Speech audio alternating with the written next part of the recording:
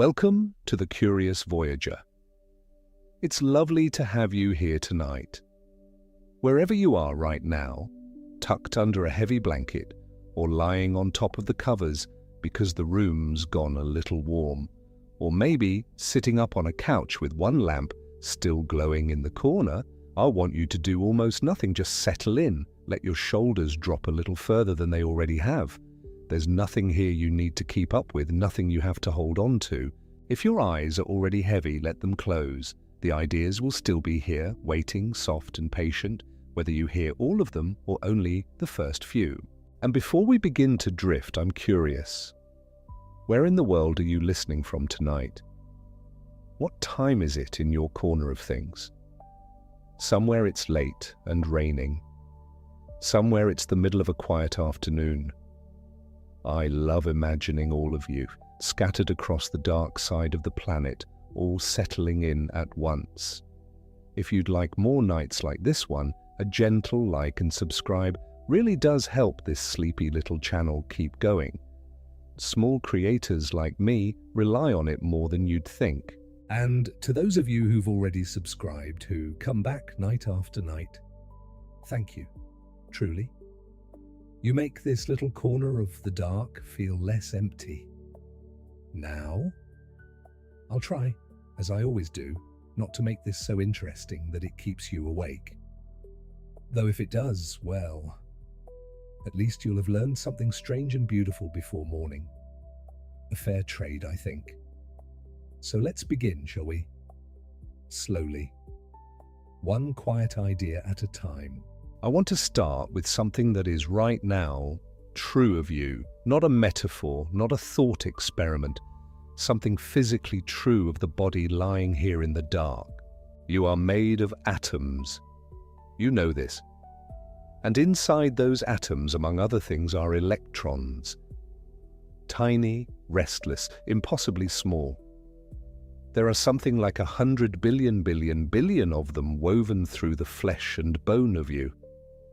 They hum in the iron of your blood. They flicker through every thought you've ever had, every memory, this very moment of listening. You are, in a very real sense, a vast, quiet cloud of electrons, gathered for a little while into the shape of a person. And here's the first thing I want you to hold gently in mind, because everything tonight grows out of it. An electron is, as far as anyone has ever been able to tell, indivisible. You cannot cut one in half. You cannot chip a sliver off it. It is not made of smaller pieces the way a brick is made of clay or a wall is made of bricks. It carries a single, whole, fixed amount of electric charge. Call it 1 unit, the smallest unit of charge anyone had ever found in nature.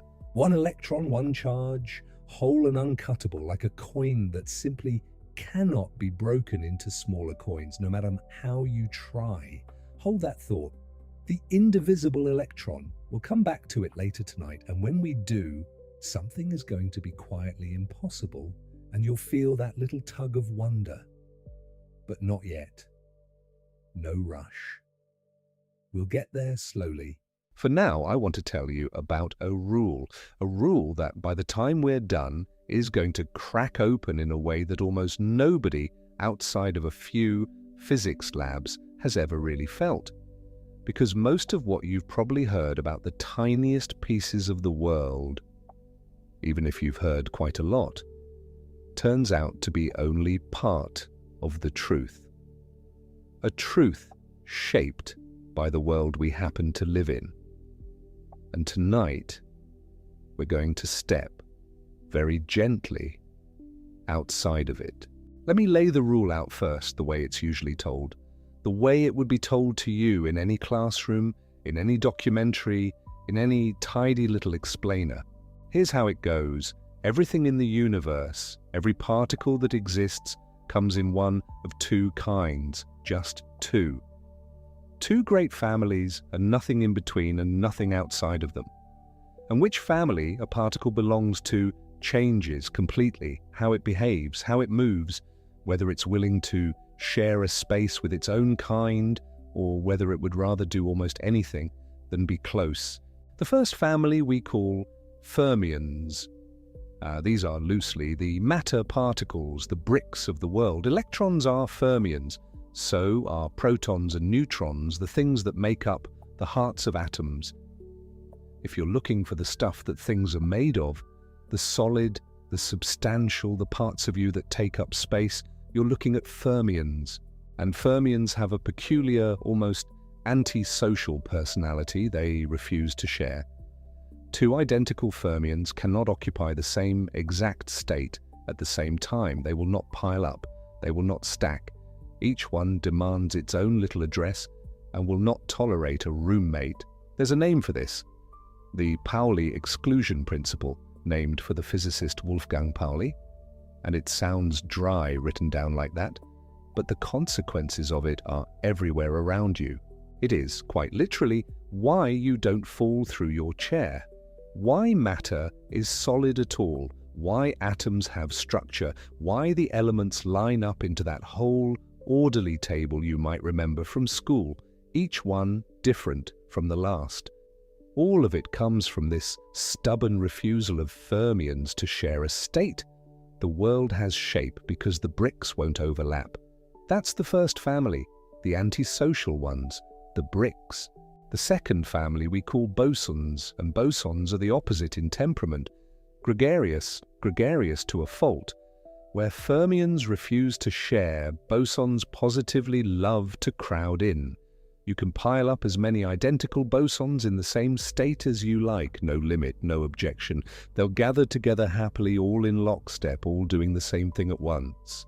This gregariousness is what makes a laser possible, a great army of light particles, all marching in perfect identical step, something only the sociable bosons would ever agree to do. And bosons are, broadly, the force particles. The glue rather than the bricks, the particle of light, the photon, is a boson. The particles that carry the other forces of nature are bosons.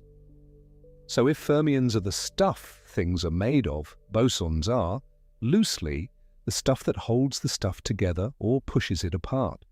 The bricks and the glue, the antisocial and the gregarious, matter and force. So there's your tidy picture. Two families, fermions who won't share, bosons who love to crowd. And this is the part everyone is taught, the part that feels settled, finished, closed. Those are the only two options, not one of many, the only two. Every particle in existence falls into one camp or the other, and there is nothing else, and there could not be anything else because, and here the textbooks get a little more technical, so let me slow right down and walk you through it gently, because of something physicists figured out in the years around 1939 and 1940. Two physicists, Marcus Fiers in 1939 and then Pauli of the same Pauli, the sharpening it in 1940, proved something they called the spin statistics theorem. And the name is a mouthful, I know, so let me unpack it slowly, one word at a time, because there's no need to grasp the equations behind it, only the feeling of it. Spin is a property every particle has. You can picture it loosely, though this is just a picture, not the literal truth, as a tiny built-in rotation, a sort of internal spinning that every particle carries with it, the way a top carries its turning. And it turns out that this spin comes only in very particular amounts. Some particles have what's called half-integer spin, a half, or 1.5, those awkward fractional amounts, and other particles have integer spin, clean 0 or 1 or 2, whole numbers. And here is the beautiful strange thing the spin statistics theorem says.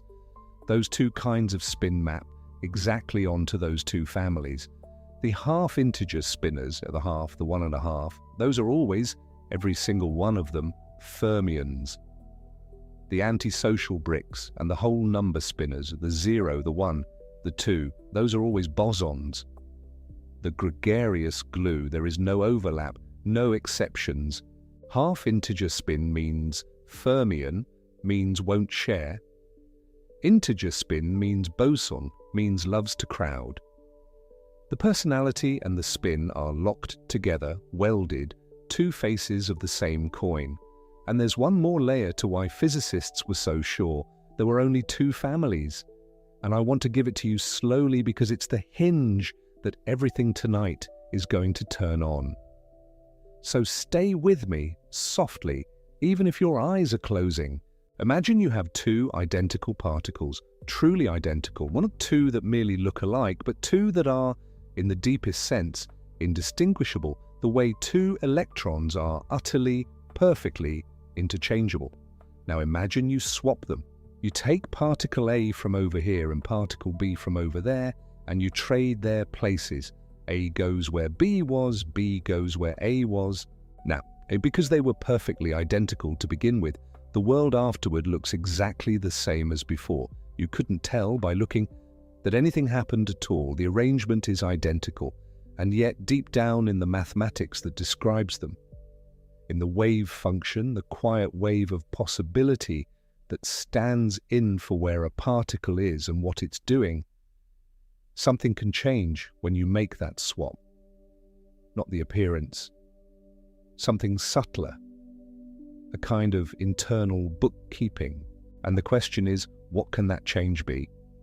And the old answer, the three-dimensional answer, though nobody bothered to say three-dimensional because what other kind of world was there? The old answer was that there were exactly two possibilities and only two. Possibility one, you swap the two particles and the wave function comes back completely unchanged. Multiplied by one, you could say, nothing happens at all. And the particles that behave this way, that shrug at being swapped, those are the bosons, the gregarious ones. Swap them and it's as if nothing occurred, times one. Possibility two, you swap the two particles and the wave function flips its sign, multiplied by -1. It's a subtle thing. The wave doesn't vanish, it just turns inside out. Its peaks becoming troughs and its troughs becoming peaks.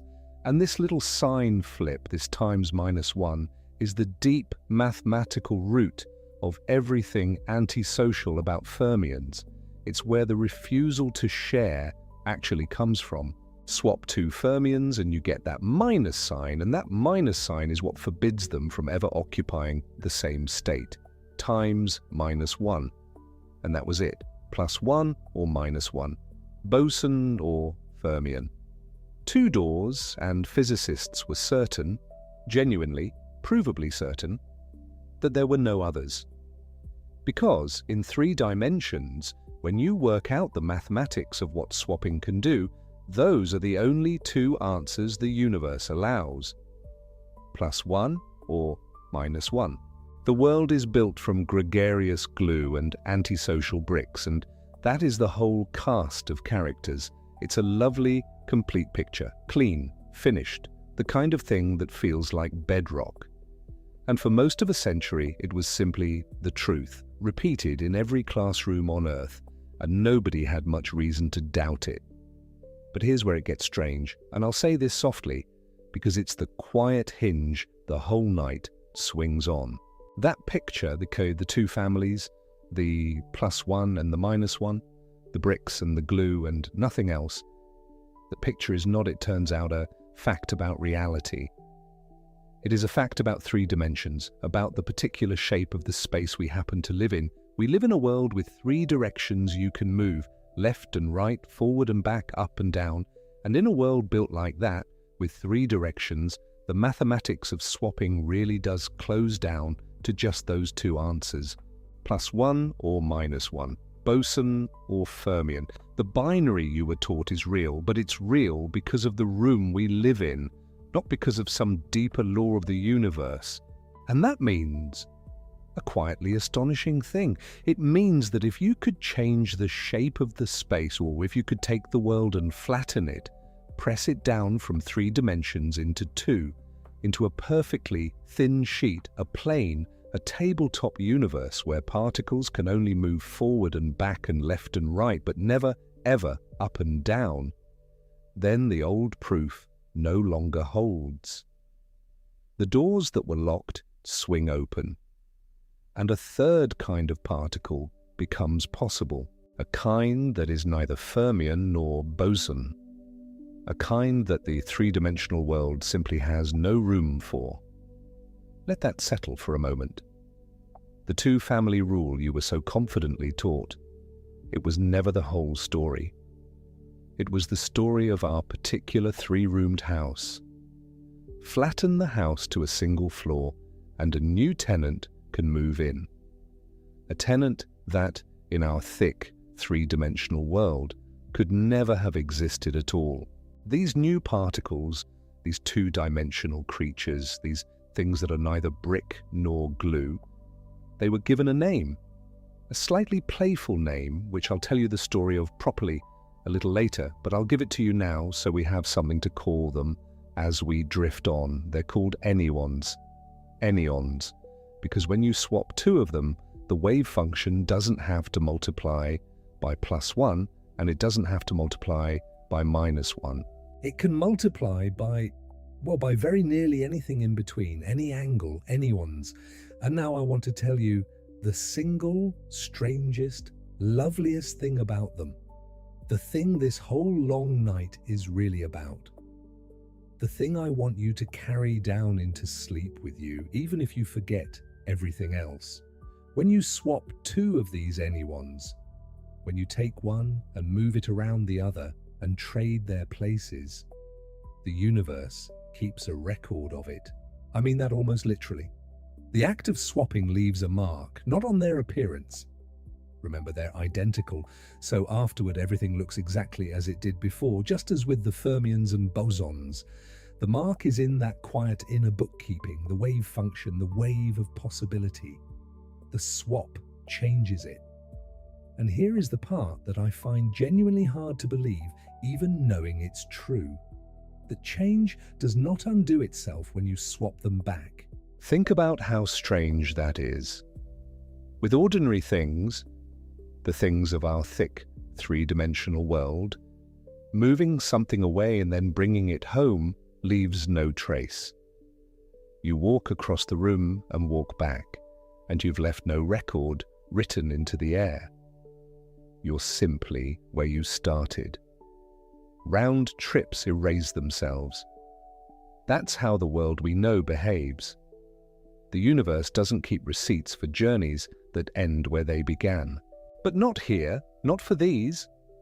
Swap two anyons one way, clockwise, say one circling the other, and the wave function shifts by some amount. Now swap them back the other way, counterclockwise, undoing the motion, returning every particle to exactly where it started, and the universe does not forget. The record stays. The system remembers that the swap happened, remembers which way around it went, and carries that memory forward even though, to all appearances, nothing is any different than before. Swap two particles and the universe keeps the receipt. And it does not throw the receipt away when you put everything back. That is the heart of it. That's the thing nobody outside a handful of laboratories has ever really felt in their bones. That there exists a kind of particle whose history is written into its present indelibly by nothing more than the act of being moved around its neighbor. These are the particles that remember every path they ever took. Or, and I want to be honest with you because the truth here is even better than the fairy tale, not quite every path. They don't keep a diary, they don't remember the speed they moved, or the exact curve of the route, or the little wobbles along the way. What they remember is something purer than that, something topological. And that word, topological, is going to be our companion for the rest of the night. So before we go any further, let me give it to you, gently, with a homely little image, the way I always like to. Imagine a coffee mug, an ordinary mug with a handle, and now imagine a donut, a plain ring donut with a hole in the middle. To you and me sitting here, those two things could not look more different. One you'd drink from, one you'd eat, one's got a bowl and a handle, one's just a ring of dough.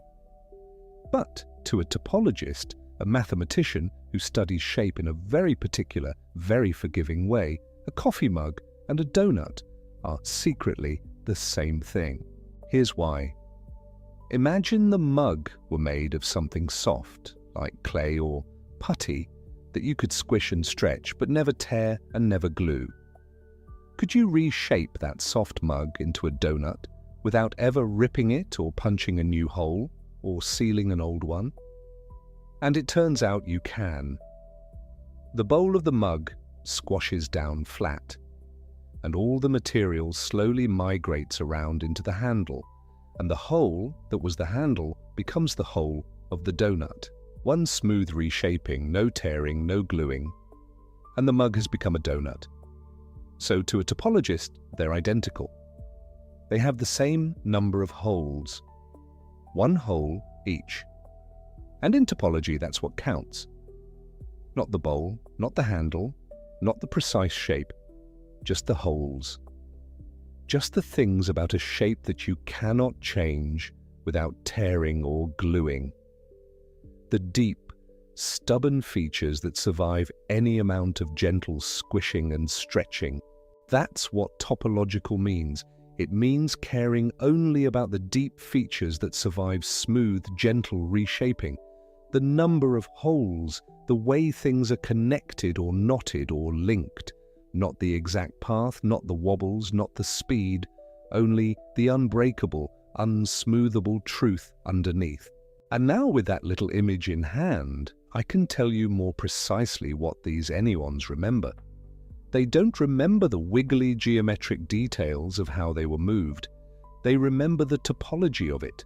They remember whether one strand of motion crossed over or under another. They remember the braid. And a braid, like the braid you might plait into hair, 3 strands crossing over and under each other in some particular pattern. A braid has a deep topological truth to it that you cannot smooth away. You can shake a braid, jostle it, wiggle the strands, but you cannot uncross what's crossed without unweaving the whole thing. The crossings are real. The crossings are remembered. And that, the pattern of crossings, the braid itself, is exactly, precisely what an enyon keeps a record of. So when I say these are the particles that remember every path they ever took, what I really mean, in the truest and most astonishing version, is this. They remember the braid. They remember how they were woven around one another. And that memory is written not in some fragile, easily smudged detail, but in the deep, topological truth of the weaving, the kind of truth that survives any amount of jostling, any amount of noise, any trembling of the world around them. The memory is as sturdy as the number of holes in a donut. You cannot shake it loose. You cannot smooth it away. You would have to unweave the braid itself. And I'll just let that sit there for now, in the quiet, because it's a lot to hold, and there's no need to hold all of it. A particle that keeps the receipt of how it was moved around its neighbor, and keeps it not as a fragile note, but as an unbreakable knot. Sturdy enough, it turns out, that people have begun to wonder whether you could build a machine on it. A machine that remembers the way these particles remember, immune to all the trembling and noise that ruins every other delicate thing we try to compute with. But that's a thread for much later tonight. We'll get there slowly, the way we get everywhere. For now, just rest in the strangeness of it. The world you were taught had 2 kinds of particles, and that was the whole story, finished and closed. And it was never the whole story, it was only the story of our 3-roomed house. Press the world flat down into a single thin sheet, and a 3rd kind steps quietly out of the mathematics. Neither the antisocial brick nor the gregarious glue, but something new, something that braids, something that remembers. And the deepest question, the one that should be tugging at the edge of your drowsiness right now, the one we'll spend the rest of the night slowly answering, is simply this. How? How can swapping 2 particles and then swapping them back not undo itself? How can a round trip leave a permanent mark when every round trip you've ever taken in your life has left the world exactly as it was? What is it about flattening space to a plane that lets the universe start keeping receipts? The answer is hiding in those braided strands, in the difference between merely shuffling things around and genuinely weaving them. And to see it, to really feel why 2 dimensions are magic and 3 dimensions are not, we'll have to look very closely and very slowly at what it actually means to swap 2 particles, not in the abstract, but as a thing that happens, as a motion, as 2 little paths tracing through space and time. So breathe out. Settle a little deeper. We've stepped outside the 3-dimensional house now, out onto the flat plane where the new rules live, and there's no hurry at all. The braid is waiting for us, and it isn't going anywhere. It remembers, after all, exactly where it is. But before we can watch a braid form, we have to be honest about the thing it overturns. Because you might be thinking, fermions and bosons, those are just words, abstractions from a textbook nobody reads at bedtime. They aren't. They're the reason the chair you might be sitting in holds you up, and the reason the light from your lamp can fill the room without the photons getting in each other's way. Here's the binary, gently, the way it was taught for nearly a century. Every particle in the universe, the physicists said, comes in one of 2 temperaments. There are the fermions. These are the matter particles, the bricks of everything solid. Electrons are fermions, protons, neutrons, the stuff you're made of, all fermions. And they are, by nature, deeply antisocial. No 2 of them will ever share the exact same quantum state. Try to push 2 electrons into the same place, doing the same thing, and they simply refuse. This refusal even has a name, the Pauli exclusion principle. It's a stubborn little rule, and it's also why matter takes up space at all, why you don't sink through your mattress like mist through a window. And then there are the bosons. These are the force particles, the glue. Photons, the particles of light, are bosons. And bosons are the opposite of antisocial. They're gregarious. They love to pile up, all in the same state, no limit, as many as you like. That's part of what lets a laser exist. Countless photons marching in perfect lockstep. So, 2 temperaments. The loners and the joiners. The bricks and the glue. Now, physicists had a clean, almost beautiful way of telling which is which. It comes down to a property called spin, which you can picture very loosely as a kind of intrinsic twirl the particle carries with it. Though it isn't really spinning like a top, it's stranger than that. What matters is the number. Fermions carry half-integer spin, values like 1/2. Bosons carry whole integer spin, values like 0 or 1. And there's a theorem, a proven law, that ties the spin to the temperament and locks the whole thing shut. The spin statistics theorem. It was worked out by Marcus Fiers in 1939 and then Wolfgang Pauli in 1940, and what it says, underneath the mathematics, is that the temperament is not a choice. Half-integer spin forces you to be a loner. Whole integer spin forces you to be a joiner. There is no negotiating with it. And here is the part that makes the binary feel airtight, the part that makes it seem like the final word. When you do the deep mathematics of what happens when you swap 2 identical particles, you find that the wave function, the quantum description of the pair, can only do one of 2 things. For bosons, you swap them, and the wave function comes back completely unchanged. Multiply it by +1, nothing happens. For fermions, you swap them, and the wave function picks up a minus sign. Multiply it by -1, it flips. And that flip, that little minus sign, is the secret origin of the Pauli exclusion principle, the mathematical reason 2 electrons can't sit on top of each other. +1 or -1, those are the only 2 answers. 2 temperaments, 2 spins, 2 numbers. The whole catalogue of existence sorted into two bins, and every particle ever measured fell tidally into one or the other. You can see why a person would call that the whole story. You can see why it sat there, settled, for generations of physicists who'd have sworn there was nothing left to find.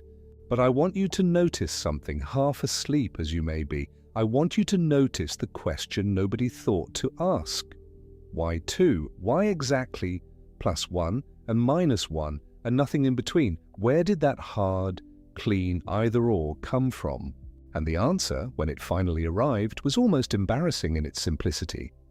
The two-ness was never a law of reality, it was a law of the room. It came from the fact that we live in 3 dimensions of space, that +1 or -1, that brick or glue, was an accident of having 3 directions to move in.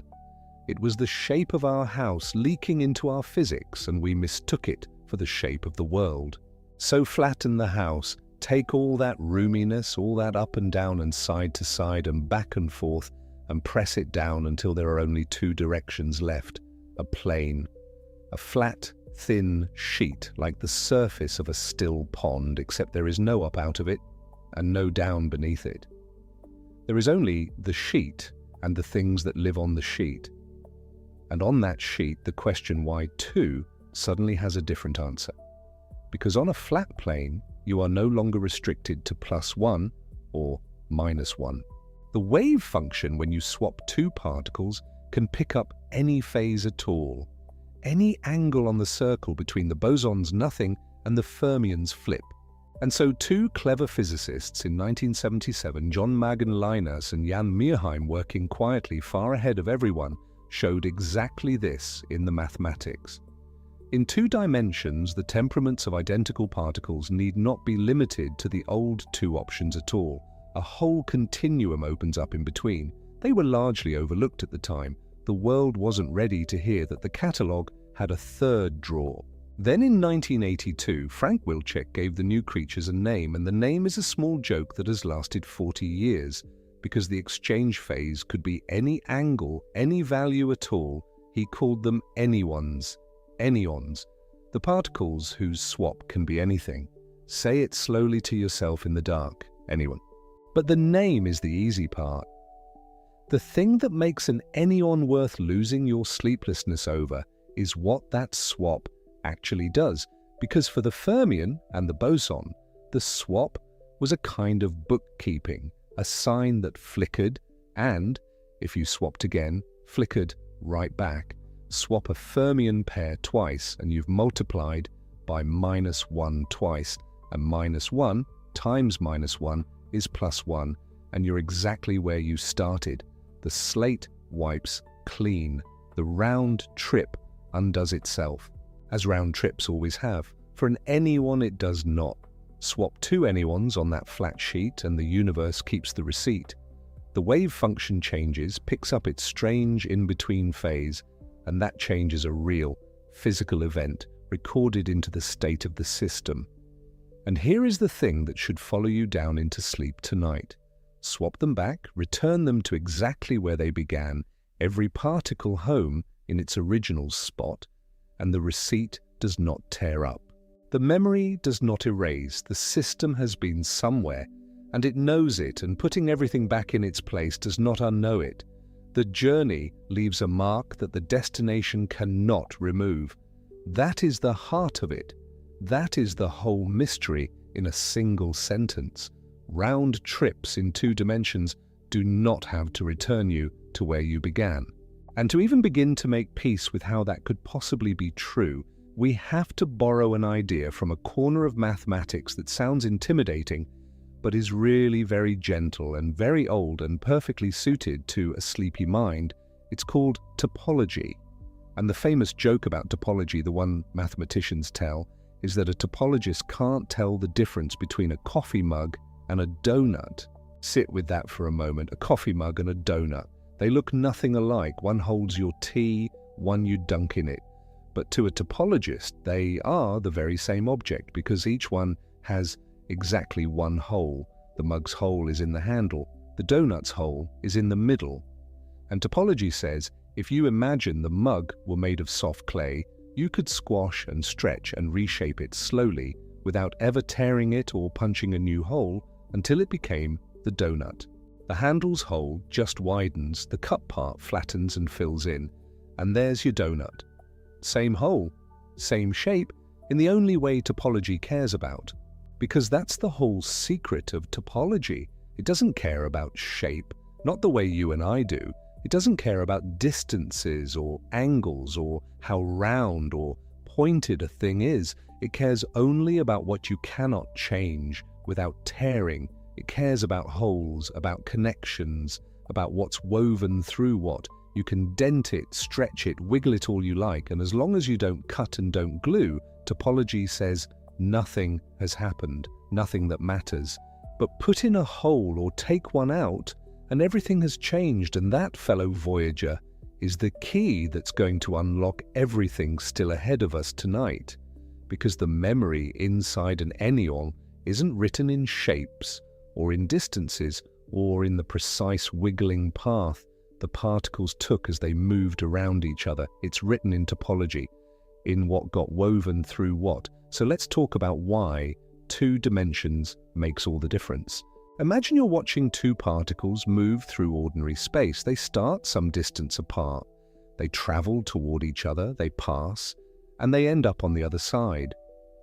In 3 dimensions, there are all sorts of ways they could have done that. They could have swung around each other clockwise or counterclockwise, or one could have looped up over the other while the second one dipped below.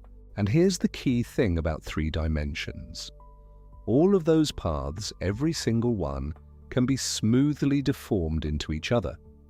You could take the clockwise loop and without cutting anything, without the paths ever crossing, you could gently reshape it, slide it through the 3rd dimension, and turn it into the counterclockwise loop, or into the straight-through path, or into any other path you like.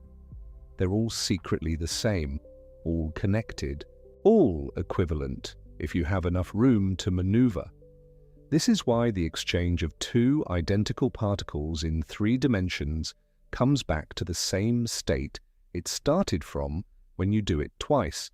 You swap them once, you get a sign, either +1 or -1, that's your boson or your fermion. You swap them again and you're back to the beginning, because there's enough room in 3 dimensions to continuously deform the double swap into doing nothing at all. The path is trivial. It cancels itself out. Now flatten everything down, take that 3-dimensional world and compress it into a plane. And suddenly something remarkable happens. When 2 particles move around each other in a 2-dimensional world, their paths trace lines through time as well as space. Physicists call these world lines, which is exactly what they sound like. The line a particle draws through the fabric of space-time as it moves. In 2 dimensions of space plus 1 of time, when 2 particles exchange positions, their world lines trace out a braid, not a metaphor. An actual braid, the mathematical kind, the kind you get when you take 3 strands of rope and weave them together.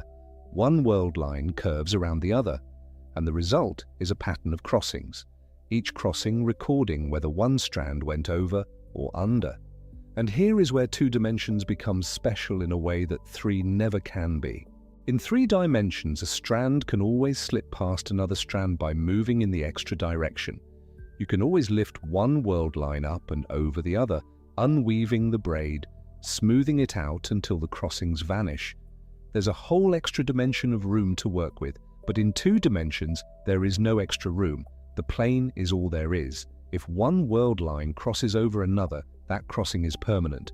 It cannot be undone by any continuous deformation. Clockwise is not the same as counterclockwise. They cannot be deformed into each other without the world lines crossing themselves, which is not allowed because 2 particles cannot be in the same place at the same time. Let that sink in for a moment, because this is the hinge everything else turns on. A clockwise swap and a counterclockwise swap are topologically distinct in 2 dimensions.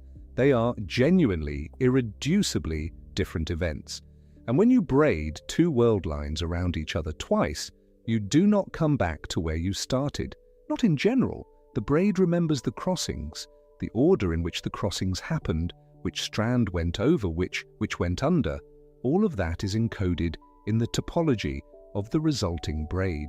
And topology, as we just talked about, does not forget. This is the reason the braid group is the governing mathematical object here, rather than the permutation group. And the difference between those two groups is the difference between a world with particle memory and a world without. The permutation group is what governs particle exchange in 3 dimensions. Its job is to track which particle ends up where. You have 2 particles, you swap them. The permutation group notes that particle 1 is now where particle 2 was, and vice versa. Swap them again, everything goes back. The group is finite, and its simplest pieces, its one-dimensional representations, are just 2 numbers, +1 and -1. That's it. That's the whole story. Bosons and fermions and nothing in between. The braid group is different in almost every way that matters. The braid group doesn't just track where each particle ends up. It tracks the full history of crossings, every over, every under, the whole sequence. And because a clockwise crossing is a genuinely different event from a counterclockwise one, undoing a crossing requires its own explicit crossing in the reverse direction. You don't just swap back and erase what happened. You have to braid in the opposite direction, and that new braiding is itself a real event with its own topology. Because of this, the braid group is infinite. Where the permutation group of 2 particles has only 2 elements, do nothing or swap, the corresponding braid group has infinitely many. You can braid once to the right, or twice to the right, or once to the left, or right, left, right. Each of these is a genuinely distinct element of the group, genuinely distinct because none of them can be continuously deformed into any other. And this infinity of possibilities is precisely the infinity of possible exchange statistics for particles in 2 dimensions. In 3 dimensions, the exchange phase, the factor by which the wave function changes when you swap 2 identical particles, can only be +1 or -1. 2 choices because the permutation group only has 2 one-dimensional representations. But in 2 dimensions, the exchange phase can be anything. Any complex number of magnitude 1 written as e to the power of I times theta, where theta is any angle you like. If theta is 0, the wave function doesn't change, and you have a boson. If theta is pi, the wave function flips sign, and you have a fermion. But theta could be pi over 3, or pi over 2, or 7 pi over 9, or any other value, and in each case you'd have a particle with statistics unlike any boson or fermion, a particle that sits somewhere in the vast middle space between those 2 extremes. These are abelian anyons. Abelian because the operations commute. If you have several of them and you perform 2 swaps in succession, the order doesn't matter. Swap particles 1 and 2, then particles 2 and 3, or do it the other way around, and the final phase you accumulate is the same either way. The word abelian comes from Niels Henrik Abel, the Norwegian mathematician who studied commutative structures in the 19th century, and it just means the operations can be done in any order without changing the result. The name anyone itself came along in 1982, and it came with a certain quiet wit. Frank Wilczek, a physicist who later won the Nobel Prize for different work on quantum chromodynamics, published a paper in Physical Review Letters that year, volume 49, where he formalized the existence of these particles with exotic exchange statistics. He named them anyons, with deliberate playfulness because the exchange phase could be any angle, not just 0 or pi, any value. The name is the physics. But Wilczek was not quite first. 5 years earlier, in 1977, 2 physicists in Norway, Jon Magne Leinaas and Jan Myrheim, had published a careful theoretical paper in Il Nuovo Cimento, B showing that in 2 spatial dimensions there was no fundamental reason to restrict particle exchange statistics to the 2 options the 3-dimensional world provides. They laid the formal groundwork cleanly and rigorously. Their paper was overlooked for years, the way important ideas sometimes are when they arrive, before the community is ready to receive them. Wilczek's 1982 paper brought the concept into wider view, gave it a name that stuck, and sparked the investigations that followed. The history, as usual, is more tangled than the textbooks suggest, and Leinaas and Myrheim deserve their place in it. Now, abelian anyons are genuinely remarkable, and we'll see exactly how remarkable in a little while when we talk about the experiments that finally caught them in the act. But there is a further category, stranger still, and it's the one that physicists are most excited about when they talk about the future of computing, non-abelian anyons. The name tells you the essential thing. These are anyons where the order of operations matters. Braid two of them one way and you get one result. Braid them in the other order and you get a different result. The operations do not commute. Do this first, and then that is not the same as do that first, and then this. But to really understand what's happening, you need to understand something about degenerate quantum states, which sounds technical, but is actually a beautiful idea. You know that quantum particles have discrete energy levels. An electron in an atom sits in one energy level or another, and each energy level corresponds to a particular quantum state. Usually different states have different energies, and the particle sits in whichever state has the lowest energy available to it.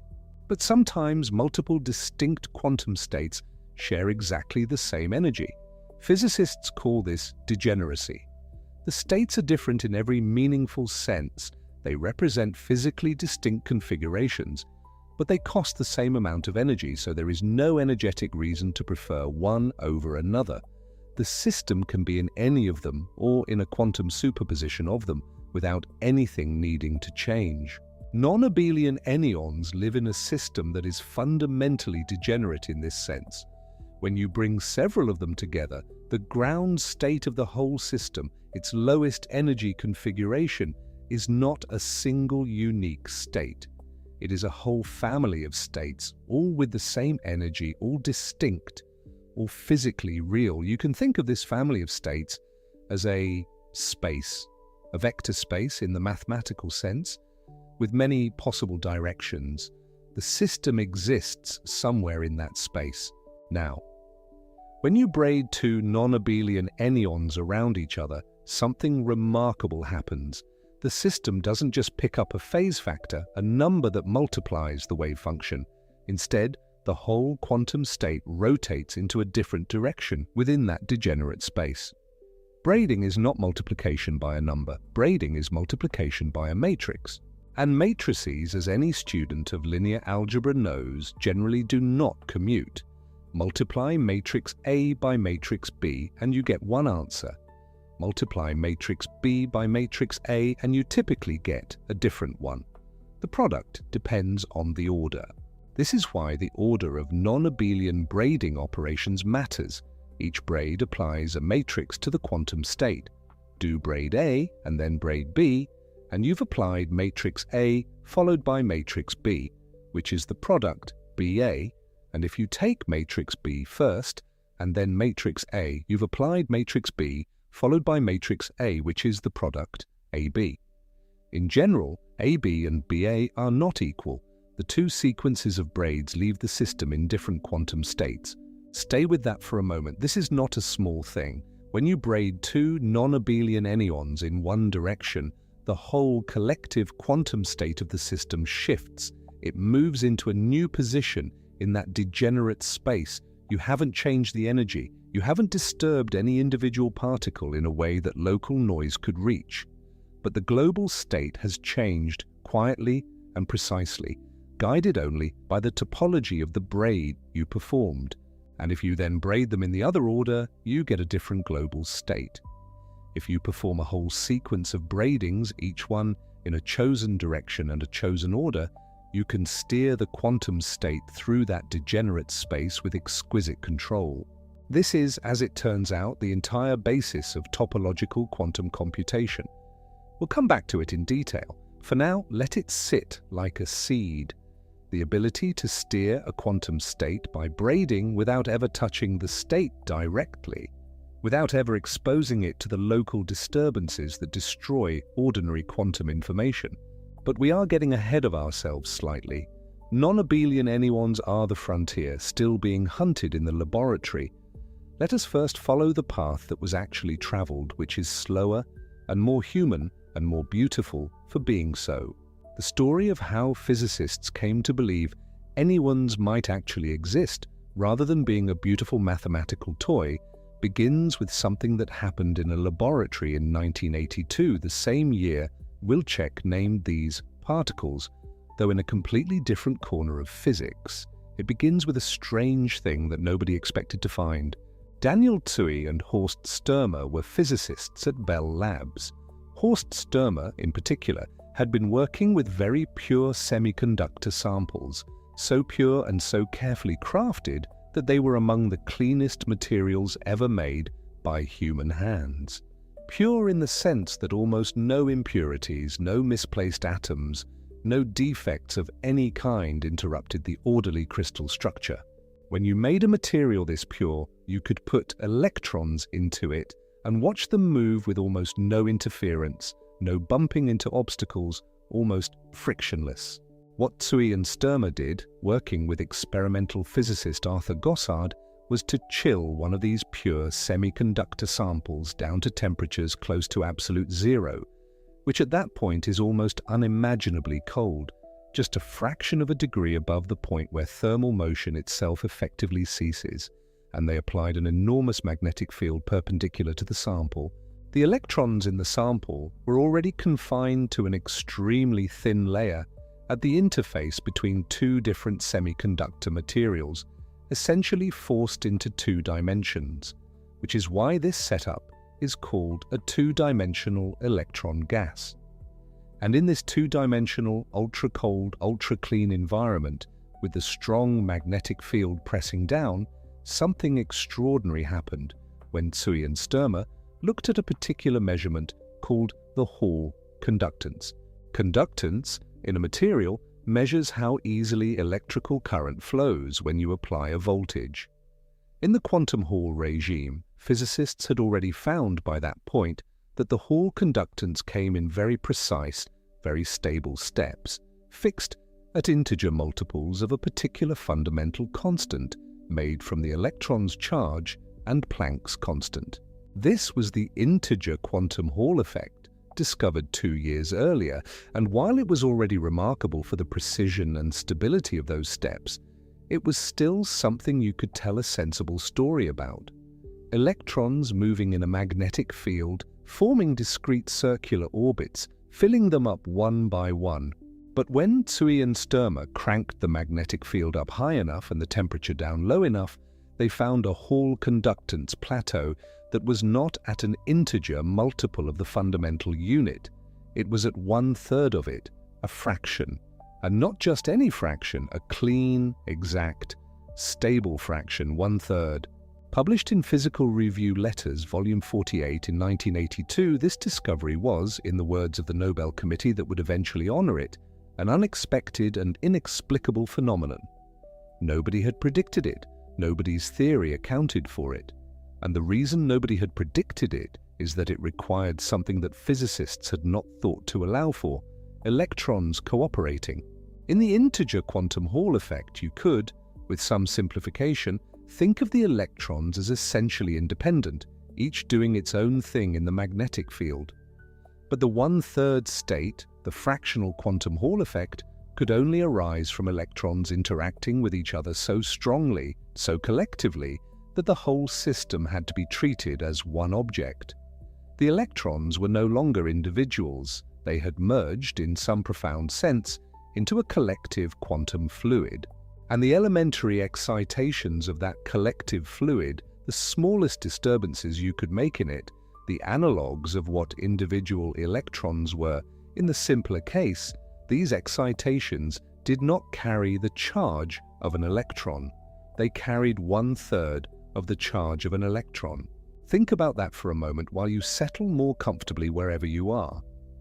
An electron is elementary, indivisible, the smallest unit of electric charge. You cannot have half an electron or a third of one. The electron is the quantum of charge, the smallest coin in the currency.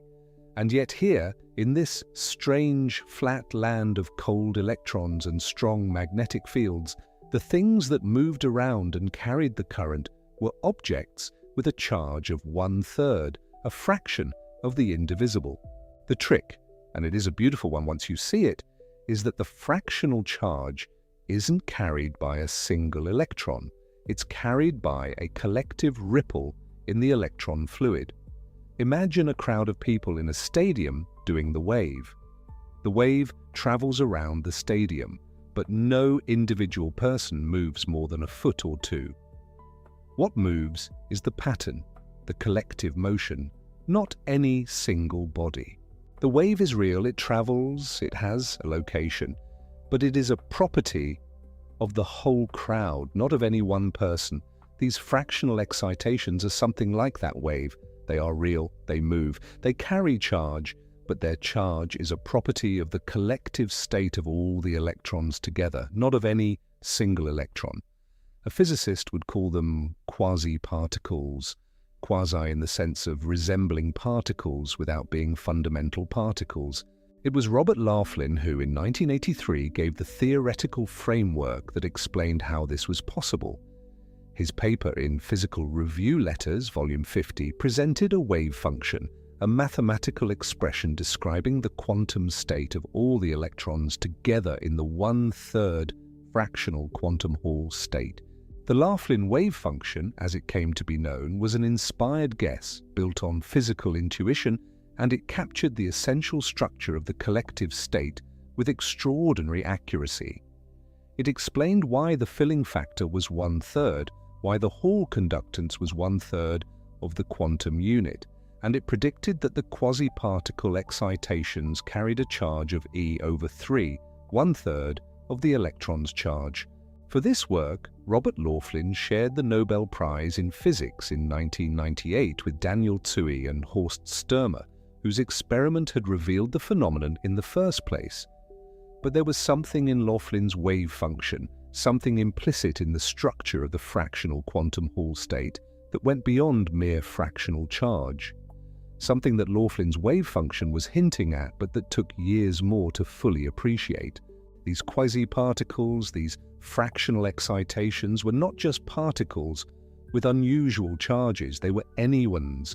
When you carried one of them around another, the wave function of the whole system picked up a phase, not +1, not -1, a fractional phase, an anyonic phase. The fractional quantum Hall effect was, quietly, the first natural home of anyons. But knowing this theoretically and confirming it experimentally are very different things. The fractional charge itself, E/3, that was measured.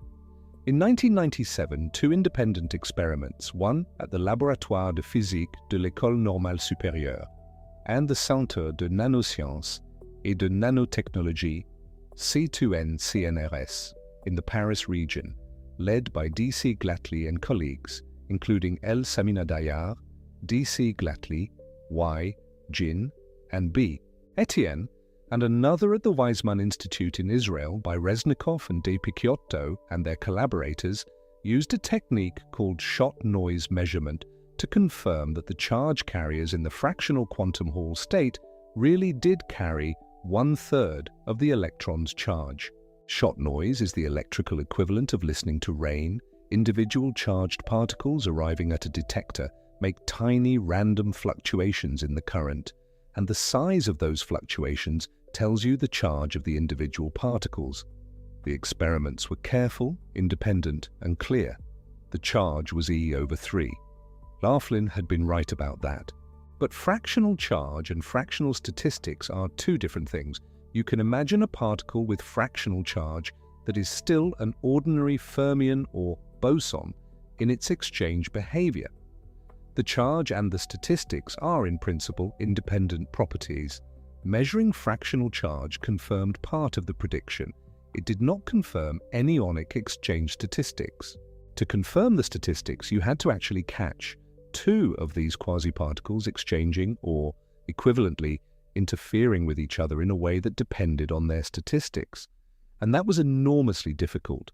These quasiparticles existed only in very clean, very cold, very specialized samples. They were collective excitations of a fragile quantum fluid. Getting two of them to interact in a controlled, measurable way, in a geometry where their statistics would leave a clear signature, was a challenge that took more than 20 years after the 1997 charge measurements.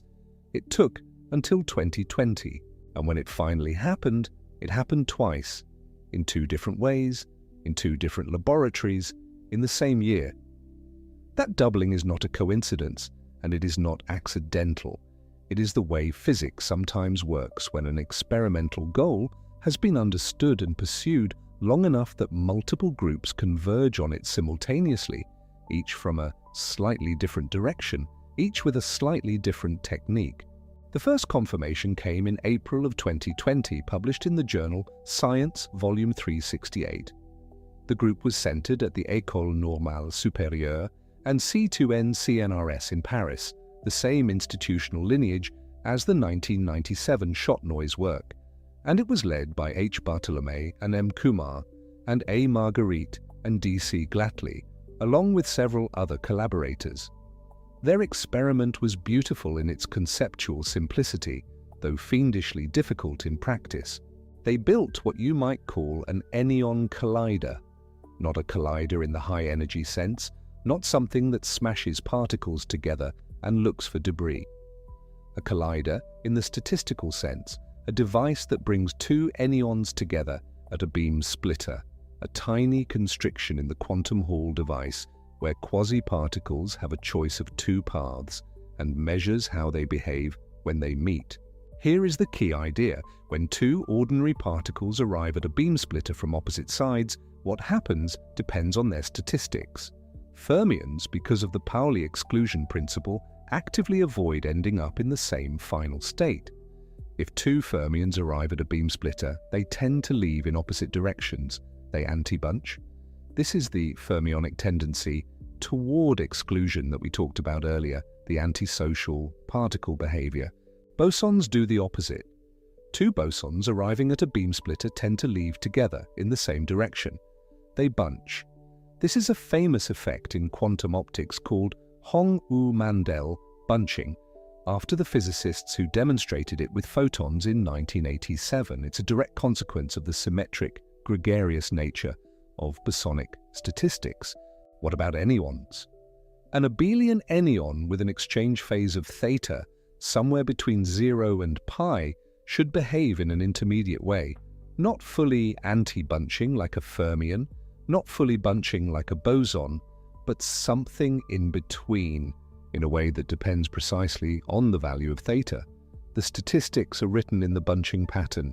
The Paris group created a quantum Hall device in which two streams of anyons could be directed toward each other from opposite sides of a beam splitter, that tiny constriction. They measured the current correlations on the two output arms, precisely the quantity that quantifies bunching or anti-bunching, and they found the correlations were neither fermionic nor bosonic. They corresponded to an exchange phase of theta equals pi over 3, which is exactly what is predicted for the E over 3 quasi-particles of the 1/3 fractional quantum Hall state. The anyons were bunching in their own way, a way that matched no fermion, matched no boson, a way that matched an exchange phase of pi over 3. For the first time, anyonic statistics had been directly measured in an experiment. The second confirmation arrived just a few months later, in July of 2020, published in Nature Physics, Volume 16, page 931. This experiment came from Purdue University in Indiana, led by James Nakamura and Shuang Liang, and Jeffrey Gardner and Michael Manfra. Their approach was different in both technique and, in a sense, in spirit. Where the Paris experiment was a collision experiment, measuring statistics through bunching behavior, the Purdue experiment was an interference experiment. They built a Fabry-Perot interferometer. In optics, a Fabry-Perot interferometer is a device where light bounces back and forth between two mirrors, and the resulting interference pattern depends sensitively on the wavelength of the light and the distance between the mirrors. In this quantum Hall experiment, the interferometer was built into the quantum Hall device itself. A small region of the fractional quantum Hall fluid was surrounded by barriers, and quasiparticles could travel around the edge of the region and interfere with themselves, like a quantum version of a ball rolling around a track and meeting itself coming the other way. Now, in this geometry, if you add a single enyon to the interior of the interferometer trapped in the enclosed region, something very specific should happen. A quasiparticle traveling around the outside of the region picks up a phase as it goes around, and part of that phase comes from braiding around whatever quasiparticles are trapped inside. If the trapped particle is an enyon with exchange statistics theta, then going around it contributes a phase of theta to the traveling particle's wave function. So as you add enyons to the interior one at a time, the interference pattern should shift by a discrete amount with each new enyon by the anyonic exchange phase theta. The interference fringes should jump in discrete steps. This is exactly what Nakamura and colleagues observed. As they carefully tuned the conditions to add quasiparticles to the interior of the interferometer, one at a time, the interference pattern jumped, discretely, in steps, each step corresponding to a phase of 2 pi over 3, which is the predicted enyonic phase for the e over 3 quasiparticles of the 1/3 quantum Hall state. 2 pi over 3 because when a quasiparticle goes all the way around another one, the relevant phase accumulation for a full loop is twice the exchange phase, one enyon at a time. A phase jump with each one. Discrete, measurable, and in perfect agreement with the theoretical prediction. 2 experiments, 2 different techniques, 2 different institutions on 2 different continents, both in 2020, both confirming the same thing. Abelian enyons with fractional statistics are real. They exist. They are not mathematical abstractions or theoretical conveniences.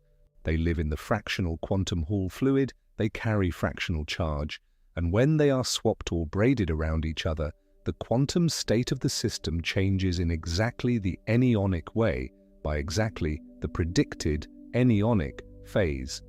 The receipt exists. The universe kept it.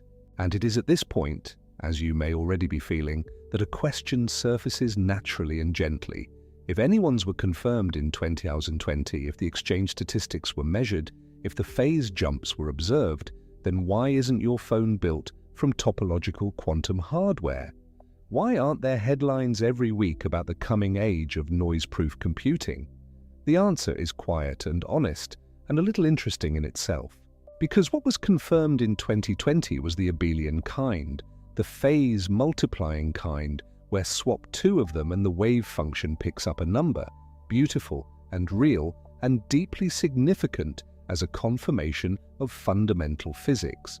But for the kind of computing that makes physicists genuinely excited, for topological quantum computation, you need the non-abelian kind. The kind where braiding rotates a quantum state into a different state, where the matrix matters, where the order of operations is the computation. And non-abelian enyons are still, as of 2020, as of the confirmations that year, a theoretical prediction waiting for its own experimental vindication.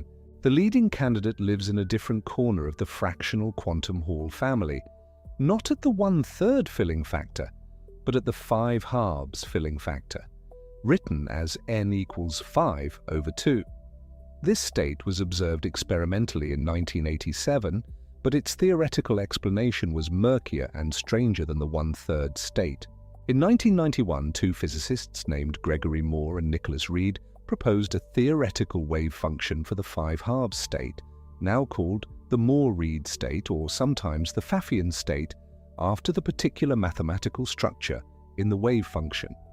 Their 1991 paper in Nuclear Physics B, volume 360, predicted that the elementary quasiparticles of this state would be non-abelian enyons of a specific type, called Ising enyons. Ising anyons are named after the Ising model, a famous model in statistical mechanics, because of mathematical similarities in their structure. What matters about them, in this context, is that braiding two of them does not merely multiply the wave function by a phase. Braiding two Ising anyons applies a rotation matrix to the system's quantum state, and the order of different such operations matters. Perform one braid and then another, and you get a different state than if you had done them in the other order. The 5/2 state and the Ising anyons it is predicted to harbour represents the holy grail of the anionic story. But demonstrating non-abelian statistics is far harder than demonstrating abelian ones. You need to actually perform different sequences of braidings and show that the order matters, that the outcomes differ. That requires controlling individual quasiparticles in the 5/2 state with a precision that is technically demanding in the extreme. The experiments are ongoing and the evidence is suggestive, but not, as of the confirmations in 2020, definitively conclusive in the strong sense. And this gap between confirmed abelian anyons and still sought non-abelian anyons is the honest landscape of where the field stands, not a failure, a frontier. The abelian confirmation was itself remarkable, and it took decades. The non-abelian confirmation, if and when it comes, will be the next chapter. But there is another path toward non-abelian behavior that does not go through the fractional quantum Hall effect at all, and it leads to one of the stranger figures in the history of physics. His name was Ettore Majorana. He was Italian, brilliant almost beyond measure, and he was born in 1906 in Catania, in Sicily. Enrico Fermi, one of the greatest physicists of the 20th century, said of Majorana that there were scientists of the first rank, and there were geniuses like Galileo and Newton, and Majorana was in the second group. This is not a compliment that Fermi would have offered lightly. In 1937, Majorana published a paper proposing a type of particle that had not been considered before, a particle that was its own antiparticle. Every particle in the standard quantum mechanical picture has an antiparticle, a mirror version with opposite charge. An electron has a positron. A proton has an antiproton. When a particle meets its antiparticle, they annihilate each other, converting their mass into energy.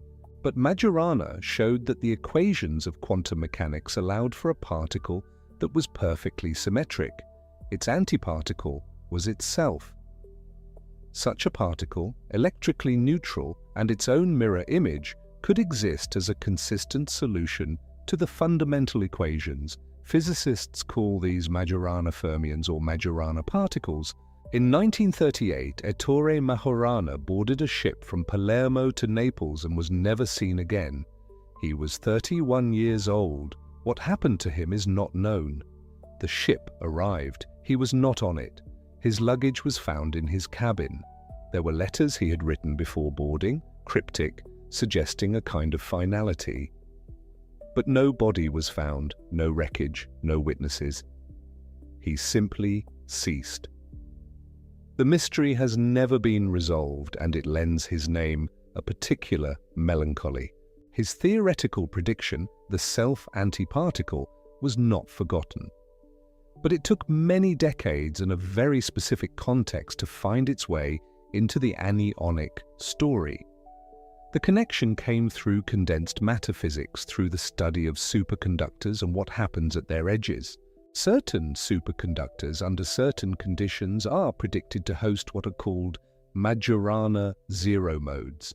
Not Majorana particles in the fundamental sense, not the freestanding particles Ettore Majorana imagined, but collective excitations in a superconducting material bound to particular points in the material, typically the ends of a very thin wire that share the mathematical structure of Majorana's self-antiparticle. They come in pairs, and each pair together constitutes one quantum of information. They are, in the relevant mathematical sense, each other's antiparticle, and they share the property, deeply connected to the non-abelian Ising anyons of the fractional quantum Hall effect, that braiding them around each other applies a matrix to the quantum state, rather than a simple phase factor. Majorana zero modes, if they can be created and controlled in superconducting wires, offer a different physical route to the same non-abelian braiding that Ising anyons in the 5/2 quantum Hall state would provide. A different material, a different mechanism, but the same underlying topological mathematics. And superconducting wires are in many ways easier to work with in the laboratory than the ultra-cold, ultra-pure fractional quantum Hall samples, which is why this route attracted enormous experimental and industrial attention. The pioneering theoretical work on Majorana zero modes in superconducting wires was done by several groups in the late 2000s. The experimental search began in earnest around 2010. In 2012, a group at the Delft University of Technology in the Netherlands, led by Leo Kouwenhoven, published a paper in Science, volume 336, authored by V. Moore-Read and colleagues, reporting signatures consistent with Majorana zero modes in a semiconductor nanowire coupled to a superconductor. The paper was widely seen as the first experimental evidence for these modes. It was celebrated. What happened next is worth telling honestly because the honesty of it is itself instructive. Several years later, questions were raised about some of the data in the Delft group's work, concerns about reproducibility, about whether the features observed were truly the signatures of Majorana modes or could be explained by other, more mundane physics. In 2021, a high-profile paper from the same institutional lineage, which had been published in Nature in 2018, claiming stronger evidence, was retracted. The journal retracted it after a careful review process found that the data did not reliably support the claims made. This is not a scandal, it is science. The history of experimental physics is full of results that turned out not to hold up, claims that were revised when more careful experiments were done. What matters is that the revision happened. The community examined the claim, found it wanting, and corrected the record. The 2021 retraction is cited here, not to cast doubt on the entire enterprise, but because knowing about it is part of understanding the landscape honestly. It is one reason why experimental confirmations in this field carry particular weight when they come from multiple independent groups using different methods, which is precisely what the 2020 anyone confirmations provided for the abelian case. The search for Majorana zero modes continues. The theoretical framework is robust. The experimental challenge is real. In February of 2025, Microsoft announced a chip it called Majorana 1, a device it described as using topological qubits based on a measurement technique connected to Majorana modes, published alongside a paper in Nature. It is a significant step in the engineering effort to bring these ideas toward practical hardware. The device and the measurement technique it describes are documented. The stronger claim that fully realized non-abelian braiding has been demonstrated in hardware remains a subject of active scientific discussion and has not achieved the same level of consensus confirmation as the 2020 abelian anyon results. This is the honest frontier, and it is a frontier worth watching. But let us come back before we go any further into the frontier to the central question that has been threading through everything tonight. Why does any of this matter beyond the beautiful physics?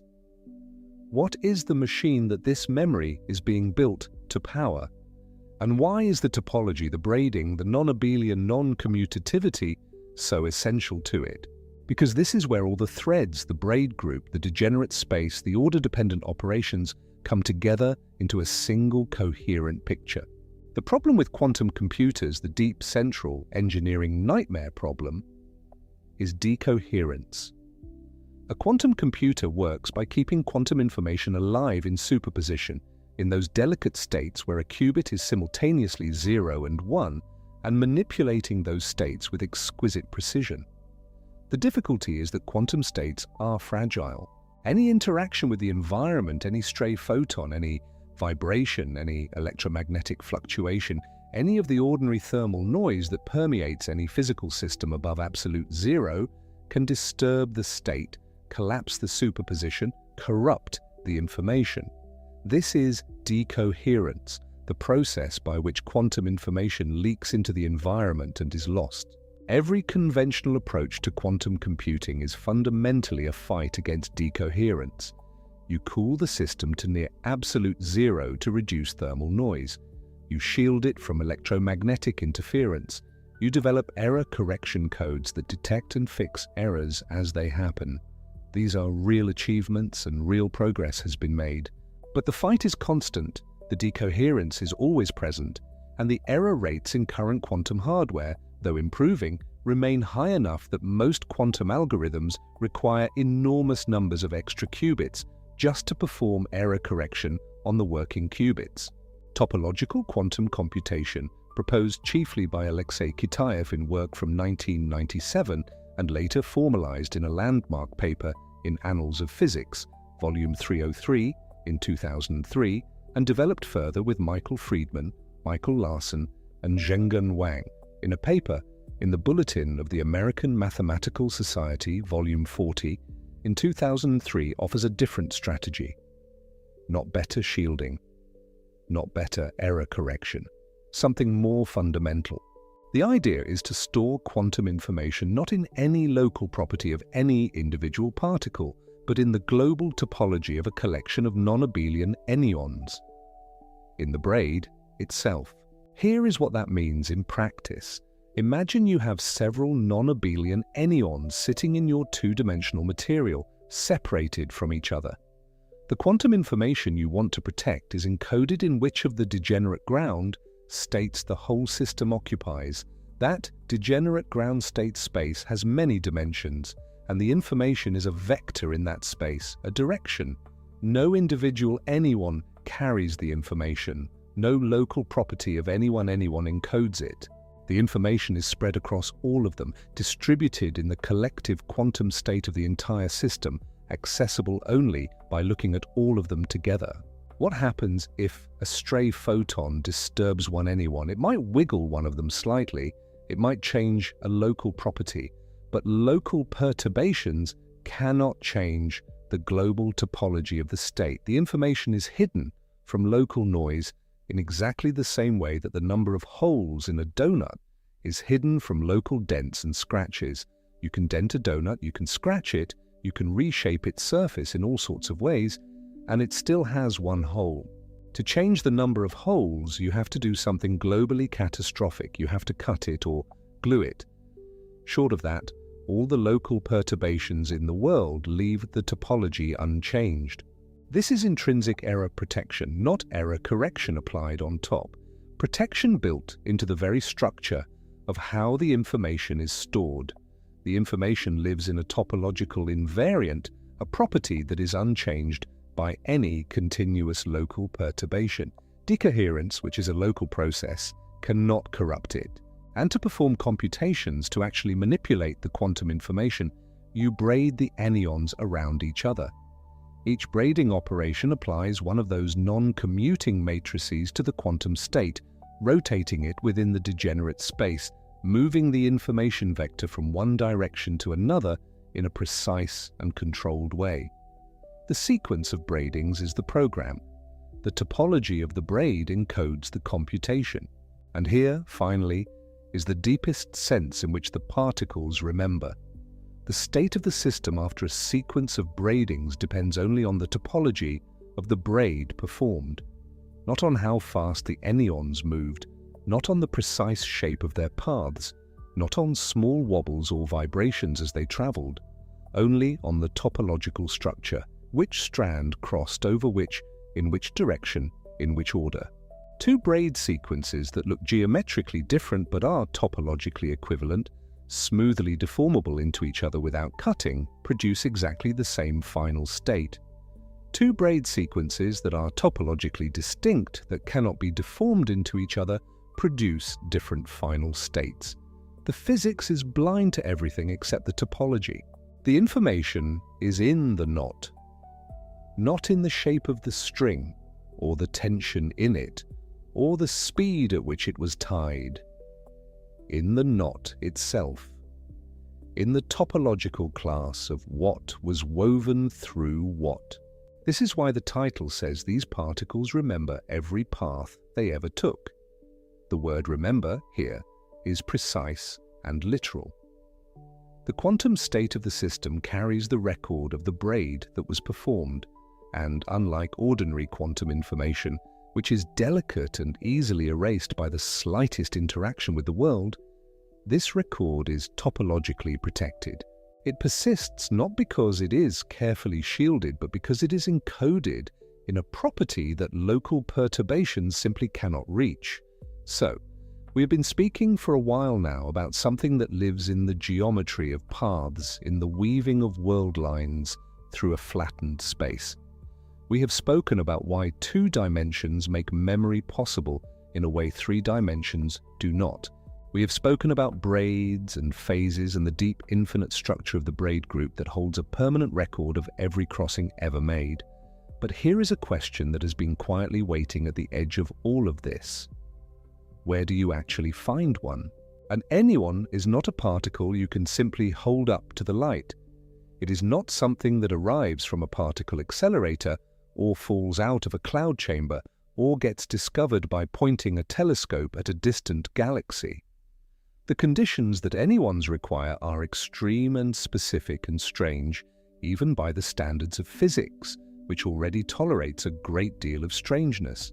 So before we can talk about the moment they were finally confirmed, the moment in 2020 when 2 laboratories on 2 different continents caught the swap actually happening, we need to find their natural home, and their natural home is one of the most bizarre places in all of condensed matter physics, condensed matter. Imagine a sheet of material so thin it is effectively 2-dimensional. Not thin in the way a piece of paper is thin. Paper is enormous compared to what we mean here. We mean a sheet of electrons, a layer of conducting material so confined that the electrons within it have nowhere to move except sideways. Up and down are, for practical purposes, closed off. The electrons live and move and interact in a plane. Now cool this sheet to within a fraction of a degree of absolute zero. We are talking about temperatures close to negative 273 degrees Celsius, temperatures that do not exist naturally anywhere in the observable universe, temperatures that take cryogenic equipment of formidable complexity to achieve and maintain. The thermal energy in the system has been drained to almost nothing. The electrons have no warmth to hide behind, no jostling and noise of temperature to blur their quantum behavior. They are exposed, fully quantum mechanical, with nowhere to go and nothing to mask them. Now apply a magnetic field, a strong one, perpendicular to the sheet, pressing down through the plane like an invisible hand. Strong enough that the electrons begin to curve in their orbits, strong enough that the entire behavior of the system starts to bend under the field's influence. What you have built is called a 2-dimensional electron gas in a strong perpendicular magnetic field at low temperature. It is a remarkable, fragile, extraordinary thing to make. And for a long time, physicists thought they knew more or less what would happen if you built one. They were wrong. The year was 1980. A physicist named Klaus von Klitzing, working in Germany, had discovered something already astonishing. In this configuration, the electrical resistance of the sheet didn't vary smoothly as you changed the magnetic field. It jumped in precise, discrete steps, and those steps were quantized with almost impossible exactness. Rational fractions of a fundamental constant, reproducible to 1 part in a billion, independent of the material, independent of the sample, independent of almost everything.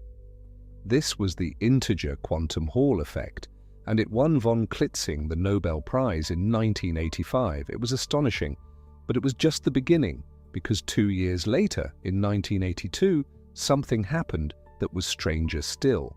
Daniel Tsui and Horst Störmer were working at Bell Laboratories in New Jersey using a different kind of sample, a higher quality material, a more carefully prepared 2-dimensional electron gas, cooled to even lower temperatures, in an even stronger magnetic field. And when they looked at what the resistance of their sheet was doing, something appeared that should not have been there. A plateau, a step in the resistance, not at the positions expected from integer quantum Hall physics, at a fraction, specifically at 1/3. Tsui and Störmer, working with Arthur Gossard, who had grown the extraordinarily clean samples needed for the experiment, published their result in Physical Review Letters in 1982, and the community's initial reaction was, roughly speaking, bewilderment. The fractional quantum Hall effect was not supposed to exist. There was no theoretical framework that predicted it. The integers made sense, broadly. They came from the way electrons filled discrete energy levels in a magnetic field, the so-called Landau levels. But a fraction, 1/3. What was filling what at 1/3? Something was missing. It took less than a year for Robert Laughlin to find it. Laughlin, then at Bell Laboratories and later at Stanford, approached the problem not by extending the existing theory, but by guessing the answer. Or, more precisely, by making a brilliantly inspired guess about what the many-electron wave function must look like at the N13 filling factor. That filling factor, that N, is a way of describing how many electrons there are relative to the number of available states in the lowest Landau level. At N13, you have 1 electron for every 3 available states. The system is 1/3 full. Laughlin wrote down a wave function in 1983, published in Physical Review Letters, that described the N13 state. It was a correlated wave function, meaning it captured the fact that the electrons in this state were not behaving independently. They were doing something collective. They were moving in a highly coordinated way, each electron's position intricately tied to every other, the whole system acting like a single coherent quantum entity rather than a collection of individual particles doing their own separate things. And from this wave function, Laughlin predicted something extraordinary. The elementary excitations of this correlated state, the quasiparticles, the wave-like disturbances that carry energy and charge through the system when it is perturbed, did not carry the charge of an electron. They carried 1/3 of the charge of an electron. Pause there for a moment, because this is genuinely difficult to absorb. An electron carries a charge of -1 elementary charge unit. That is the minimum unit of electric charge. It is, as far as ordinary single particle physics is concerned, indivisible. You cannot have half an electron's charge or a third. Charge comes in whole units, except apparently it doesn't, not always, not in here. What Laughlin had found was that in this particular quantum state, the relevant things that carry charge were not the individual electrons at all. They were collective excitations, ripples in the coordinated dance of billions of electrons moving together. And these collective ripples, these quasiparticles, carried exactly E3, 1/3 of an electron's charge. Not approximately, exactly, provably necessarily 1/3. The electrons had not been split. Each electron was still whole, but the collective behavior of the system had created entities, quasiparticles, excitations, emergent objects that behaved in every measurable way as though they carried a fractional charge. It is a bit like how a wave on the ocean carries energy from one place to another without any single water molecule traveling the whole distance. The wave is real, and it has real properties, even though it is made of ordinary water molecules doing ordinary things. The quasiparticle is real, and it has a real charge of E3, even though it is made of ordinary electrons. This was Laughlin's wave function, published in Physical Review Letters in 1983. He would receive the Nobel Prize in Physics in 1998, shared with Tsui and Störmer for this work. But the story does not end with fractional charge, because Laughlin's analysis also suggested something about the statistics of these quasiparticles, not just their charge, but their exchange behavior, how the wave function changed when you moved 2 of them around each other. And what it suggested was that these quasiparticles, these collective entities carrying E3, were anyone's, that when you exchanged 2 of them, the wave function acquired a phase of EIP3 not the zero of bosons, not the p of fermions, but a third of the way around the complex unit circle, a fractional statistical angle matching the fractional charge.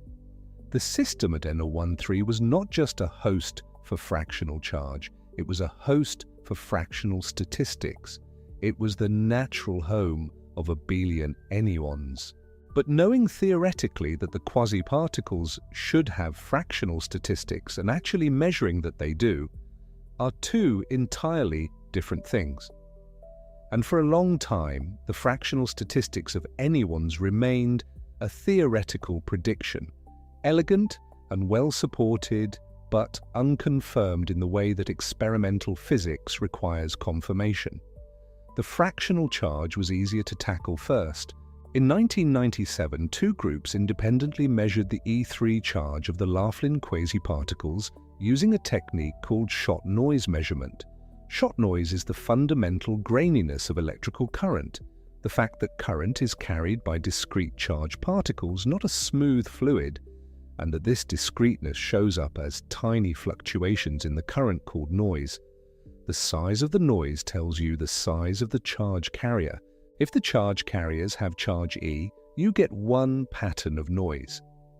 If they have charge E3, you get a different, smaller pattern. Laetitia Samina-Dayar and D.C. Glattli, working with colleagues at the Commissariat à l'énergie atomique in Saclay, France, published their measurement in Physical Review Letters in 1997. Independently, Reznikov, DePicciotto, and collaborators at the Weizmann Institute of Science in Israel published the same result, also in 1997. The charge carriers in the N13 fractional quantum Hall state carried exactly E3. The fractional charge of Laughlin's quasiparticles was confirmed, but the fractional statistics, the anyonic character, the exchange phase, the actual braiding behavior, that confirmation would take 23 more years. And when it finally came, it came from two different directions at once. Let's stay for a moment in the place where the experiments happened. Imagine a laboratory in Paris at the Laboratoire de Physique of the École Normale Supérieure, affiliated with the C2N CNRS. It is a very clean, very cold, very precise environment. The samples being studied, gas, algas, heterostructures, two-dimensional electron gases grown one atomic layer at a time, are among the highest quality ever made. Getting to the N13 fractional quantum Hall state requires cooling to temperatures of around 10 millikelvin, a fraction of a degree above absolute zero, and applying magnetic fields of several Tesla. The process of preparing and cooling such a sample takes days.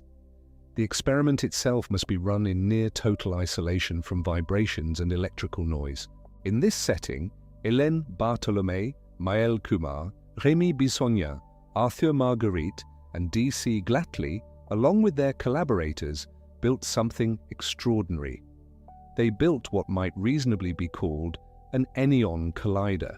Not a collider in the sense of the Large Hadron Collider, smashing particles together at near light speed. Something quieter than that, more subtle.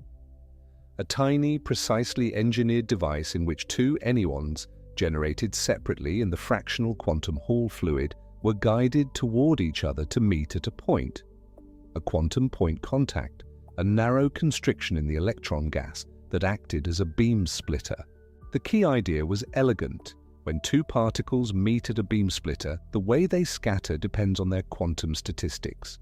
Fermions have a strong tendency to avoid being in the same state, the Pauli exclusion principle, which we talked about much earlier in this journey. And so two fermions arriving at a beam splitter from opposite sides tend to come out on different sides. They anti-bunch. They would rather go their separate ways than be found in the same place. Bosons are the opposite. They are gregarious, sociable, drawn to pile up together. Two bosons arriving at a beam splitter tend to leave together, both going the same way. They bunch. What about anyons? Anyons are neither. Their exchange phase is Th2b's P3 for the E3 quasiparticles in the N13 state, 1/3 of the way from boson to fermion. And this means their bunching behavior at a beam splitter should be intermediate, different from both fermions and bosons in a very specific, quantitatively predicted way. The correlations in the output current, the statistical pattern of which side each anyone exits, should carry the signature of the fractional statistical angle. This is what Bartolomei, Glattli and their colleagues measured. They observed the correlations in the current fluctuations, the noise at the outputs of the beam splitter as anyones were sent through one at a time. And the pattern they saw did not match fermions, it did not match bosons, it matched the predicted anyonic statistics, the fractional statistical angle of Th2b with a precision that left very little room for doubt. Their result was published in Science, volume 368 in April 2020. For the first time, the exchange statistics of anyons, not just their fractional charge, but the actual anyonic character, the phase acquired when two of them are exchanged, had been measured in a laboratory. Take a moment to appreciate how long this took. The fractional quantum Hall effect was discovered in 1982. Laughlin's theoretical prediction of the anyonic statistics came in 1983. For 37 years, the theory sat there, beautiful and confident, and waited for an experiment precise and clever enough to test it. The 2020 Paris result was that experiment, but there was another one. Published just 3 months later, James Nakamura, Shuang Liang, Jeffrey Gardner, and Michael Manfra at Purdue University in West Lafayette, Indiana, had been working on a different experimental approach. Where the Paris group used the bunching statistics of colliding anyons, the Purdue group used interference. Their device was a Fabry-Perot interferometer. In optics, a Fabry-Perot interferometer is a cavity between two partially reflective mirrors, and light bouncing back and forth inside it interferes with itself to produce sharp, precise fringes. The Purdue device was the quantum Hall analog, a small puddle of fractional quantum Hall fluid defined by two quantum point contacts on either side, through which anyons could travel by two different paths, around the puddle one way or around the other, and then interfere. The interference pattern in such a device depends on the phase accumulated by an anyon traveling around the loop, and one of the contributions to that phase is the anyonic exchange phase, because an anyon traveling around the puddle effectively braids around the anyons trapped inside the puddle. Each time it goes around, it picks up a phase contribution from the statistical interaction, the braiding, with each anyon in the interior. Now here is the clever part. If you add one anyon to the interior of the puddle, trap one more quasiparticle inside the loop, then the next anyon that travels around picks up an extra exchange phase contribution. In the N13 state, with its statistical angle of 2p3, adding one anyon to the interior should cause the interference pattern to jump. A discrete, measurable shift in the phase of the interfering waves by exactly 2p3. Not a continuous drift, not a smooth change, a jump, a discrete step. This is what Nakamura, Liang, Gardner, and Manfra observed. They watched the interference fringes as they added anyons to the interior one at a time, and they saw the fringes jump discretely, cleanly, reproducibly, by the predicted 2p3 with each added anyon.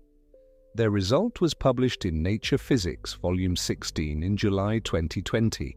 2 experiments, 2 independent groups, 2 independent methods, 2 independent confirmations of the same underlying fact from different angles using different techniques. The Paris group caught the anyons bunching in a way that depended on their statistical angle. The Purdue group watched the interference fringes jump as the statistical phase accumulated, one anyon at a time, and both measurements pointed to the same answer. The statistical angle of the E3 anyons in the N13 fractional quantum Hall state was Th-P3 in one framing, 2P3 in another framing of the same underlying quantity, exactly as Laughlin's theory and the subsequent theoretical development had predicted for 37 years. The swap had been caught happening, not metaphorically, not as an inference from some secondary effect that might have had other explanations, actually measured in two separate laboratories using two different physical methods in the same calendar year. Anyons were real. Their memory of exchange, the phase acquired when two of them were swapped, was a measurable physical fact, not a theoretical abstraction. It is worth sitting with that for a second. The silence of the laboratory, the cold, the careful preparation, the months and years of work to make samples pure enough, equipment precise enough, measurement schemes clever enough. And then the data arriving cleanly, telling the same story twice from two different directions. There is something deeply satisfying about that, not just scientifically, emotionally. Two groups working independently arriving at the same answer. The universe had been quietly keeping the receipt for 37 years. In 2020, physics finally read it, but here is the question that now needs asking. If anyons were confirmed in 2020, if the fractional statistics of these particles are now experimentally established, why are we not already using them? Why is there no anyonic quantum computer in your pocket or in a data center running climate models and simulating drug molecules? If the topological memory of anyons is as powerful as Kitaev's framework promises, what is the delay? The honest answer requires a distinction, and it is an important one.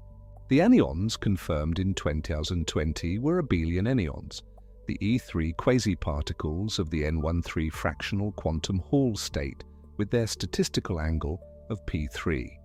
When two of these anyons are exchanged, the wave function acquires a phase. That phase is a complex number of magnitude 1 sitting somewhere on the unit circle between the boson value of 0 and the fermion value of P. It is a beautiful, confirmed, experimentally real thing. But it is, in a precise mathematical sense, too simple to compute with. Remember what we said about abelian anyons. The word abelian means that the operations commute. Braid anyon A around anyon B, and you get the same phase shift as braiding B around A. The order doesn't matter. The operations commute, and commuting operations cannot encode a non-trivial computation. If A then B always gives the same result as B then A, then the sequence carries no information about the order, and a computation that cannot distinguish the order of operations cannot do very much. The topological quantum computation that Kitaev, Friedman, Larson, and Wang developed, the scheme in which braiding is the computation in which the knot topology stores the program, requires non-abelian anyons, particles where the order of exchanges genuinely matters, where braiding A around B and then B around A produces a different result from braiding B around A first, where the braiding operations are not phases on a circle, but matrices acting on a vector space, rotating the system into genuinely different quantum states in an order-dependent way. The confirmed 2020 anyons are not these. So the field sits at an interesting moment, a major 37-year-old prediction confirmed. The existence of anyons no longer a theoretical conjecture, but an experimental fact.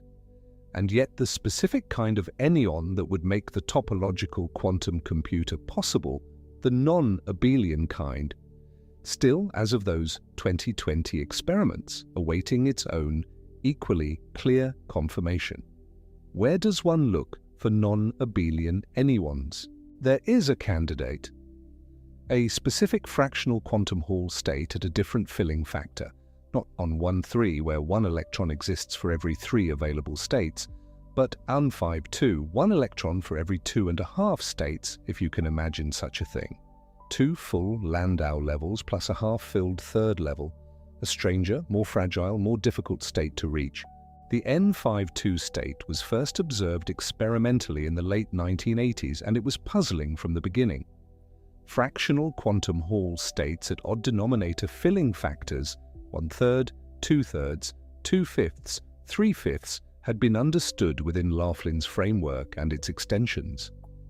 But a half-integer filling factor, 2.5, or its half-filled level equivalent? The existing theory didn't cover it. It required something new. The something new came from Gregory Moore and Nicholas Read in a 1991 paper in Nuclear Physics. B. Moore and Read wrote down a candidate wave function for the N52 state, the Moore-Read Pfaffian state, and analyzed the properties of its quasiparticles. Their conclusion was striking. The excitations of the Moore-Read state were non-abelian anyons. Specifically, they were a type called Ising anyons, and their exchange properties were governed not by a simple phase but by matrices. The quasiparticles lived in a degenerate space of quantum states with the same energy, and braiding rotated the system among these degenerate states in an order-dependent, non-commuting way. The Moore-Read Pfaffian state, if it correctly described the N52 system, would be a naturally occurring host of non-abelian anyons. Not a theoretical toy, a real material achievable in the laboratory, hosting the exact kind of excitations that topological quantum computation would require. This was extraordinary, if true, and here is where the frontier sits as of the most recent experiments in the dossier available for this journey. The N52 state exists, that is confirmed. A fractional quantum Hall plateau appears at filling factor 5.2 in sufficiently clean samples at sufficiently low temperatures. But whether the state is correctly described by the Moore-Read Pfaffian wave function, and whether its quasiparticles genuinely behave as non-abelian Ising anyons, remained, as of 2020, a more contested question than the abelian case. The experimental signatures of non-abelian statistics are harder to measure than the abelian ones. The degenerate space of quantum states in which the braiding operates is not directly accessible in the same way that a phase shift on a unit circle is. Probing non-abelian statistics requires experiments of even greater precision, even greater sample quality, even more creative measurement schemes.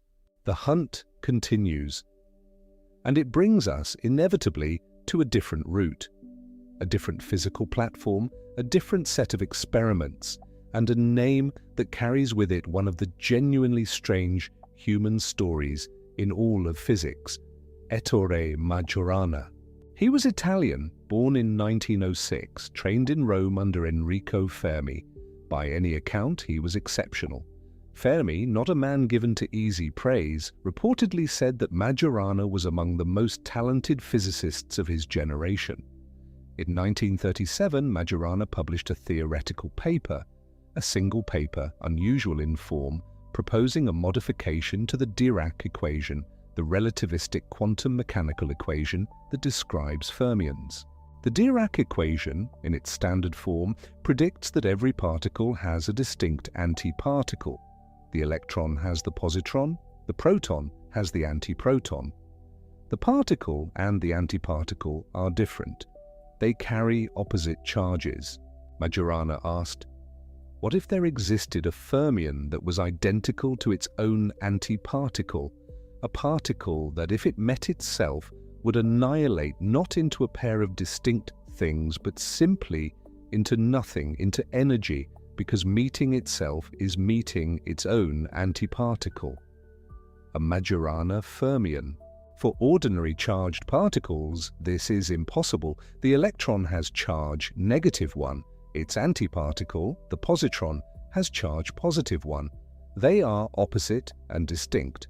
But for a neutral particle, one with no electric charge, the constraint disappears. A neutral fermion could, in principle, be its own antiparticle. The paper was published in 1937, and then in 1938, Ettore Majorana boarded a ship traveling from Palermo to Naples and vanished. No body was ever found. No reliable account of what happened to him was ever established. He was 31 years old. Whether he fell overboard, took his own life, or disappeared deliberately has never been determined with certainty. The mystery of Majorana's disappearance is as real and as unresolved as the physics he left behind. His ghost, so to speak, returned to physics in the 2000s and 2010s in a setting he could not have anticipated: Majorana zero modes. Not the free particle Majorana fermions he had originally proposed, but a condensed matter analog, a certain kind of zero-energy excitation that appears at the ends of specially engineered nanowires, were predicted to behave in ways closely analogous to non-abelian anyons. They were not anyons in the strict topological sense, living in a two-dimensional system with a full braid group, but their exchange properties shared the essential non-commuting character, and, crucially, they came with a practical advantage. They could, in principle, be realized in a simpler experimental setup than a fractional quantum Hall device at N-52. A semiconductor nanowire coated with a superconductor cooled to very low temperatures, placed in a magnetic field. These were the ingredients. The Majorana zero modes were predicted to appear at the two ends of the wire, one at each end, exotic half-states waiting to be braided. In 2012, a group at Delft University of Technology in the Netherlands, led by Leo Kouwenhoven, reported experimental signatures consistent with the presence of Majorana zero modes in exactly this kind of device. The paper appeared in Science. It was celebrated, widely discussed, taken as early evidence that Majorana modes were accessible. But science, at the frontier, is a process of revision as much as discovery. In 2018, a high-profile paper appeared in Nature from a related group reporting what was described as stronger evidence for Majorana zero modes, a specific signature, a so-called quantized conductance peak that was predicted to be a hallmark of the genuine Majorana state. In 2021, that paper was retracted. The retraction was not a scandal exactly. The raw data was re-examined more carefully by the authors themselves and by others, and it became clear that the specific quantized peak that had been reported was not as clean and unambiguous as the paper had presented. The conclusion was overstated. The data did not actually support the strong Majorana claim made in the paper. The retraction was, in the uncomfortable sense, a healthy thing. Science's self-correction mechanism working as it should. A result reported too confidently, examined more carefully, found wanting, and walked back. The field learned from it. The standards for what constitutes convincing evidence for Majorana zero modes became stricter, and the search continued.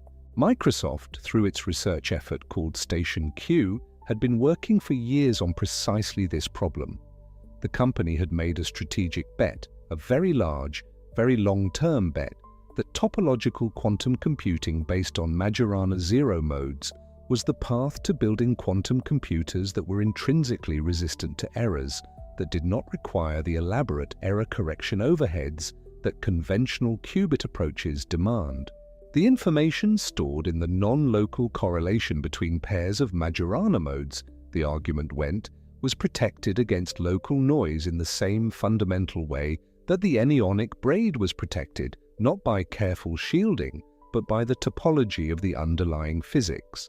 In February 2025, just recently, at the edge of the timeline available for this journey, Microsoft announced a device it called Majorana 1, a chip described as incorporating topological qubits based on Majorana modes. A paper accompanied the announcement in the journal Nature, describing a specific measurement technique used to characterize the device. It was significant, and it was contested. The device and the measurement, the basic experimental results, were documented. Microsoft presented data and a description of the chip and its fabrication.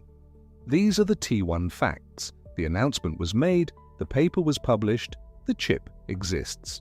But the strong claim that the device demonstrated true non-abelian braiding of Majorana modes, that it had actually performed the topological quantum operations the program requires, was received skeptically by parts of the physics community. The distinction matters. Showing that a device has properties consistent with Majorana modes is one thing. Demonstrating a complete, error-protected, topological qubit operation by braiding is another. As of the announcement, the community had not reached consensus that the stronger claim had been established. This is not unusual at the frontier of physics. The 2020 Enneon confirmations took 37 years of careful work to arrive at. The Majorana story is at an earlier stage. The theoretical frameworks are rich and well developed. The experimental signatures are becoming clearer. The path is mapped. But the destination, a fully realized, operationally demonstrated topological qubit, remains, as of this telling, ahead of where the experiments have reached. That honesty matters, not as a reason for discouragement, but as a reason for clarity. The 2020 experiments are confirmed. Abelian enneons exist, and their fractional statistics have been measured. The path to non-abelian enneons is real and actively being walked. The physics underlying it is well established. The question is engineering as much as it is science, how to make the systems clean enough, cold enough, stable enough to see the effect clearly and use it reliably. And here is where the full meaning of the phrase in the title comes back into focus: the particles that remember every path they ever took. We have said throughout this journey that the memory is real, that it is not a metaphor, not a poetic description of something loosely analogous to memory. It is a precise physical fact. The quantum state of a system of enneons carries the record of how they were braided, which strand crossed over which, in which order, in which direction. It is topological memory, not sensitive to the exact shape of the path, not sensitive to speed or wiggles or local fluctuations, but sensitive to the global structure, the knot class, the irreducible pattern of how the world lines wove through each other. But there is a more precise way to say what is remembered, and it is worth saying it clearly before this part of the journey ends. What is remembered is not every path in the sense of every step and turn. It is not a diary. The system does not record the speed at which the enneons moved, or the precise geometric curves they traced, or the small deviations from some ideal trajectory. Two paths that are geometrically different, that look different on paper, that take different routes, but that are topologically equivalent, smoothly deformable into each other, produce exactly the same final state. The system cannot tell them apart. Those two paths are the same from the perspective of the memory. What is remembered is the topology, the braid class, the equivalence class of paths that cannot be continuously deformed into each other without cutting. Two paths in the same topological class, identical final state, no record of which one was taken. Two paths in different topological classes, different final states, a permanent and irrevocable record that they were distinct. The title is, in the most precise sense, a slight poetic compression of something more exact. The particles do not remember every path, they remember every distinct topological class of path, which is to say, they remember the things that matter, the things that cannot be undone, the things that leave a permanent mark on the wave function of the world. And that is enough.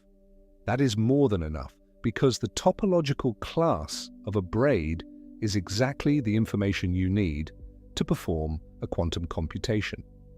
The algorithm is in the topology. The memory of the computation is topological memory. And topological memory, unlike every other kind of quantum memory we know how to make, is intrinsically protected against the noise and disturbance of the world.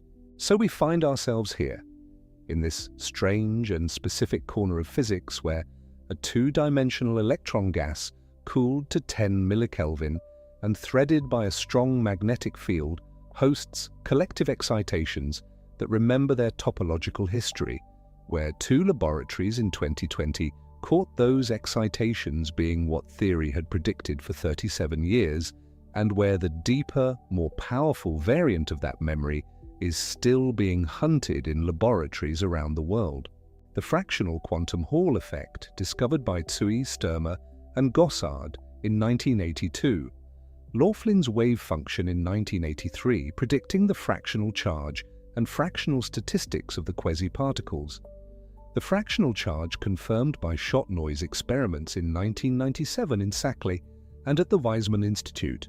And then, after 37 years, the fractional statistics confirmed directly in 2020 by the Anyone Collider in Paris at the École Normale Supérieure and C2N CNRS by Bartolomei, Kumar, Bissonien, Moore-Read, Glattli, and their colleagues, published in Science, and by the Purdue interferometer of Nakamura, Liang, Gardner, and Manfra, watching the fringes jump one anyone at a time, published in Nature Physics. 2 confirmations. 1 year. 2 different experimental methods. 1 answer. And ahead of these confirmations stretching toward a horizon that is closer today than it was in 1982, the prospect of the topological quantum computer, the machine that would use the braid itself as its memory, that would store information in knots rather than fragile superpositions, that would be protected against decoherence not by engineering but by mathematics. It is, in every sense of the word, a remarkable place to have arrived, and we are not quite done yet. And now the honest question, the one that a careful listener lying there in the dark might reasonably ask at this point. If Paris and Purdue both confirmed anyone's in 2020, if 2 independent laboratories using 2 completely different methods both caught the fractional statistics, both measured the predicted phase, both watched the bunching and the jumping that could only be explained by particles that remember their braided histories, then why are you not right now falling asleep next to a topological quantum computer?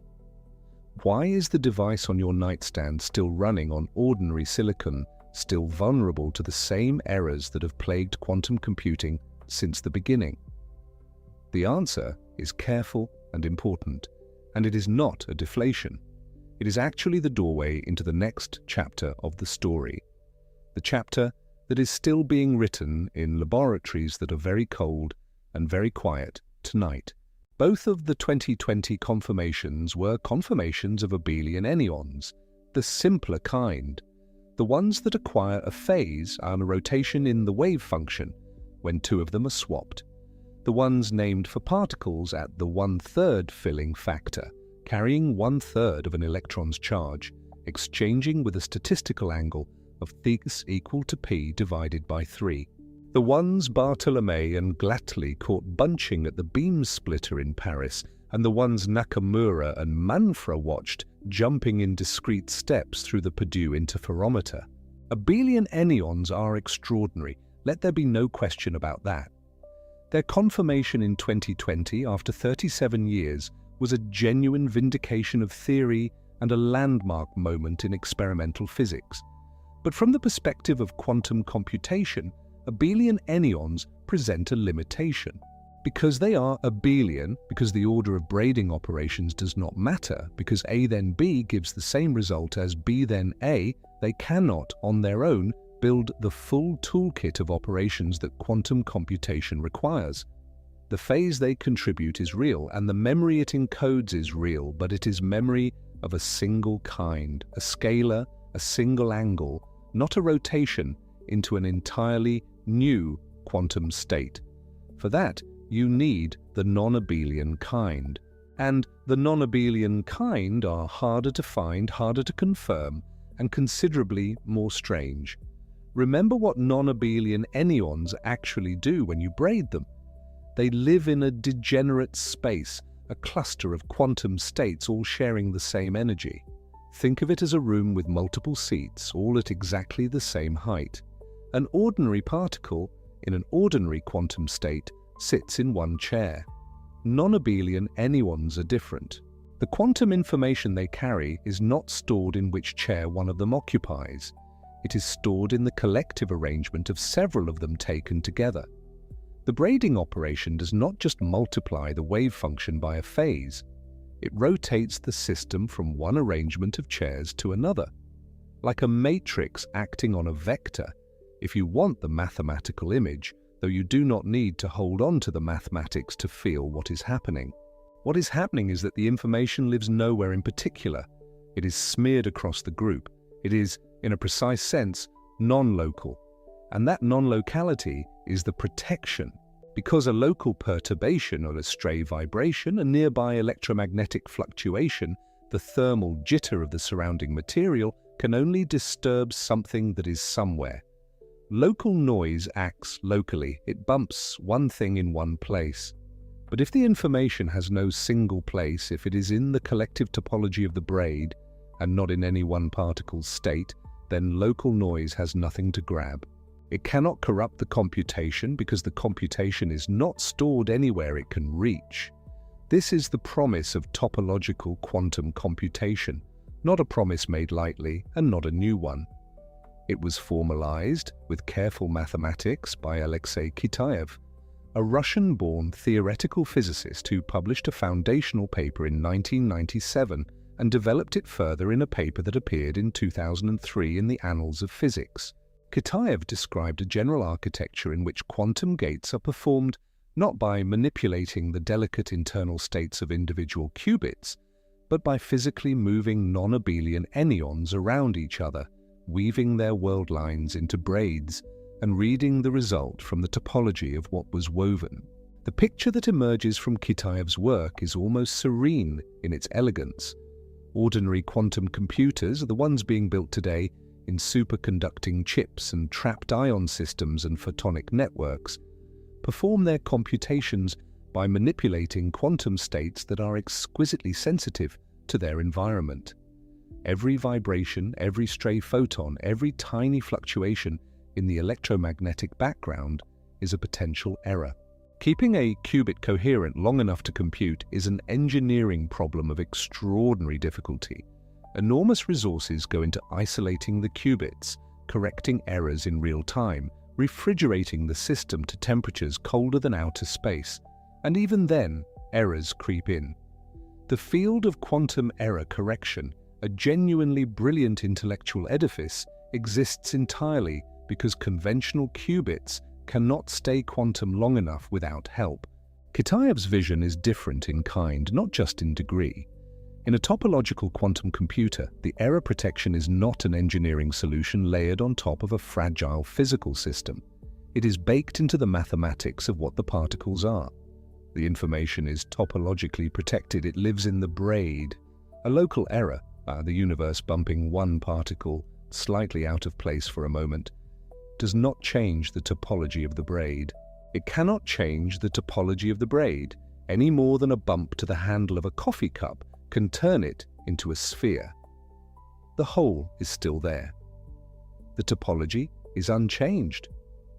You would need a global error, a macroscopic disruption that fundamentally rewires the braid class to corrupt the computation. And macroscopic disruptions of that kind are exceedingly rare in a well-controlled laboratory system. Michael Friedman, the Fields Medal-winning mathematician who joined Microsoft Research to work on topological quantum computing and who collaborated with Kitaev on key theoretical developments, along with Michael Larson and Zhenggen Wang, put the mathematical foundations on a rigorous footing. Their work, published in the Bulletin of the American Mathematical Society in 2003, showed that a topological quantum computer built from non-abelian anyons would in principle be capable of universal quantum computation. Every quantum gate you need, every operation in the quantum computation toolkit can be assembled from braids. The blueprint is real, the mathematics is sound. The question is whether the hardware can be built. And this is where the fractional quantum Hall system at filling factor 5 halves enters the story. The N-5-2 state, filling factor 5 halves, is a fractional quantum Hall state discovered in the 1980s that has no fully confirmed explanation even now. It is the state where, theoretically, the quasiparticles are not abelian anyons, but non-abelian ones of a specific type. Ising anyons, described by the Moore-Read Pfaffian wave function. Gregory Moore and Nicholas Reed proposed this state in 1991, published in Nuclear Physics B. The Pfaffian wave function, a mathematical object of real elegance involving a particular kind of determinant, describes a state in which quasiparticles carry half an electron's charge and obey non-abelian statistics. If the n-τ52 state is indeed described by the Moore-Read Pfaffian, then the two-dimensional electron gas in that state is hosting non-abelian anyons right now in laboratories around the world whenever experimentalists cool the right device to the right temperature in the right magnetic field. The challenge is proving it. Proving that the statistics are genuinely non-abelian, that the braiding operations rotate the system into a different state, that the order matters, that the matrix structure is really there, is enormously more difficult than proving abelian statistics. The 2020 experiments confirmed abelian anyons beautifully with clean, interpretable signatures. Non-abelian statistics would require experiments of greater subtlety, probably involving the interference of multiple anyons in carefully constructed geometries, and the signatures would be correspondingly harder to disentangle from background. As of the narrative present of this story, a period anchored by the 2020 confirmations, non-abelian anyons in the fractional quantum Hall system have not been confirmed to the same standard. They are the goal. The hunt is ongoing. The theoretical case for their existence in the n-52 state is strong, but the experimental confirmation, in the hard sense, is not yet in hand. And this is where the story opens into a different corridor entirely. A corridor with a different experimental approach, a different physical system, and a different name attached to the particle at its center. The name is Majorana, and the story behind it is one of the stranger ones in the history of 20th century physics. Ettore Majorana was an Italian theoretical physicist. He was, by the accounts of his contemporaries, extraordinarily gifted, the kind of talent that makes other physicists speak in hushed tones. Enrico Fermi, who did not hand out compliments carelessly, reportedly said that Majorana belonged to the category of Galileo and Newton, those who transform the field irrevocably.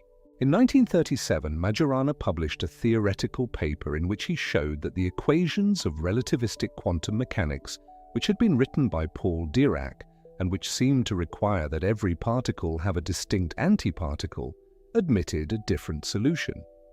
A special class of particle, Majorana argued, could exist that is its own antiparticle, not paired with an antiparticle elsewhere in the universe.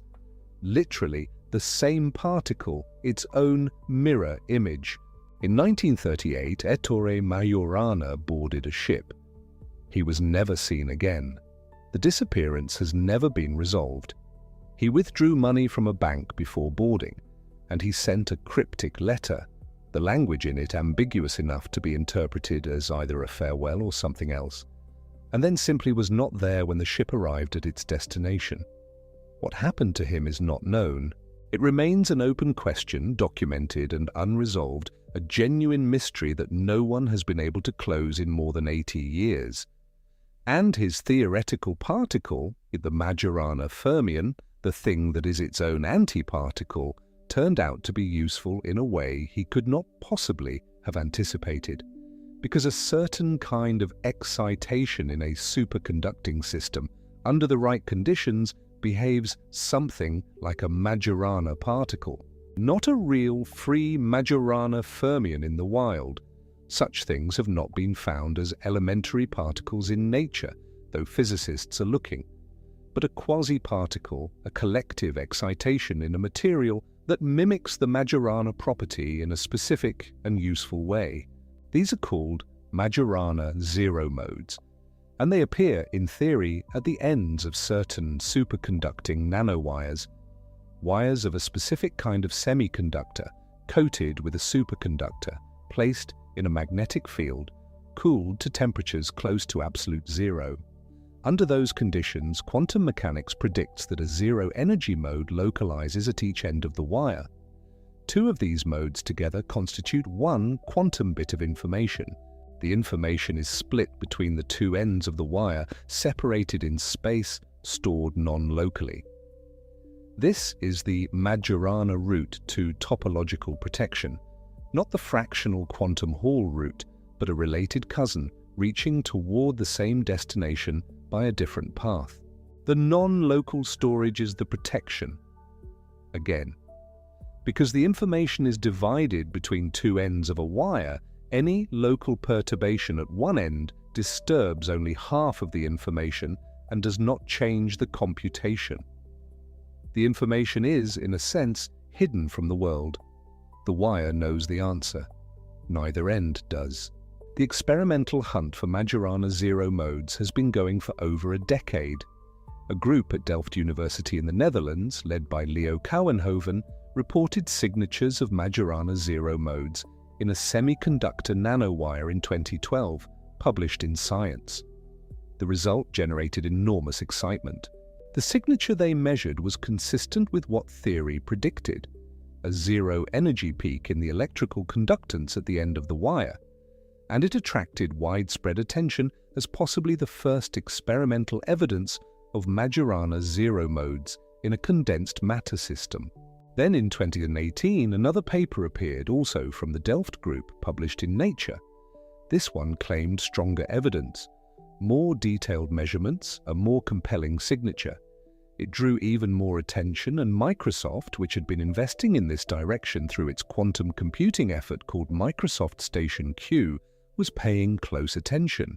And then in 2021, that 2018 Nature paper was retracted. The retraction came after a careful reanalysis of the data found that the measurements did not in fact establish what the paper had claimed. Not a fraud. There is no evidence of deliberate deception, and the retraction was the scientific community doing what it is supposed to do, examining results with rigorous skepticism and correcting the record when the evidence was not sufficient. The Delft group was themselves part of the retraction. The process worked. But the episode was a genuine cautionary note about the difficulty of the measurements and the ease with which expected signatures can be misidentified. Science corrects itself. That is one of its most important features, not a flaw. And the honesty of that retraction, the willingness of respected researchers to say that the evidence was not what they had thought, is part of what makes the subsequent results interpretable. When a field retracts a high-profile paper and keeps going, it earns its credibility. The hunt continued. The 2012 Delft result was not retracted. Signatures of Majorana-like behavior have been reported by multiple groups in multiple systems, and the theoretical framework for what to look for has been refined and sharpened. The field has learned, partly through the painful experience of the 2018-2021 episode, to be more careful about what constitutes genuine evidence of Majorana zero modes as opposed to other phenomena that can produce similar-looking signatures. And then, in February of 2025, Microsoft announced something they called Majorana 1. A chip, they said, using topological qubits. They published a paper in Nature alongside the announcement describing a measurement technique and the device's behavior. The announcement was made with confidence and it was genuine and carefully produced, but the community's response was careful in return. The device and the measurement were documented, peer-reviewed, real. The harder claim, that the chip demonstrated genuine non-abelian braiding in the strong sense required for topological quantum computation, was, at announcement, contested among physicists. Not dismissed, not shown to be wrong, but not yet accepted as the definitive crossing of the threshold that Kitaev's framework requires. The distinction matters, and it is worth holding on to. Microsoft built a real device. Whether it crosses the line into demonstrated topological qubits in the fullest theoretical sense is a question the community was still actively debating as of early 2025. This is how the frontier looks. Not clean, not simple, not resolved. The honest picture of where the science is right now in the small hours of a night when you are lying somewhere comfortable trying to let your mind drift. The theoretical case for topological quantum computation is sound. The experimental confirmation of abelian anyons and their fractional statistics is solid and recent from 2020. The experimental hunt for non-abelian anyons and Majorana zero modes is ongoing, serious, and making genuine progress. The machine is not built yet, but the blueprint is real. The ingredients have been partially confirmed, and the people looking for the rest are not looking without reason. There is something fitting about the incompleteness of all this. The story of anyons stretches from 1977, when Leinaas and Myrheim quietly published their two-dimensional paper in Il Nuovo Cimento B, through Wilczek's 1982 coining of the word in Physical Review letters, through the fractional quantum Hall discovery in that same year of 1982 by Tsui, Störmer, and Gossard, through Laughlin's wavefunction in 1983, through the shot noise measurements of fractional charge in 1997 at École and at the Weizmann Institute, through the formal proposal of topological quantum computation in Kitaev's 1997 and 2003 papers, through the Moore-Read Pfaffian and the hunt for non-abelian anyons at the 5/2 filling factor, through the Delft experiments and the retraction and the continued search, through the two 2020 confirmations in Paris and at Purdue,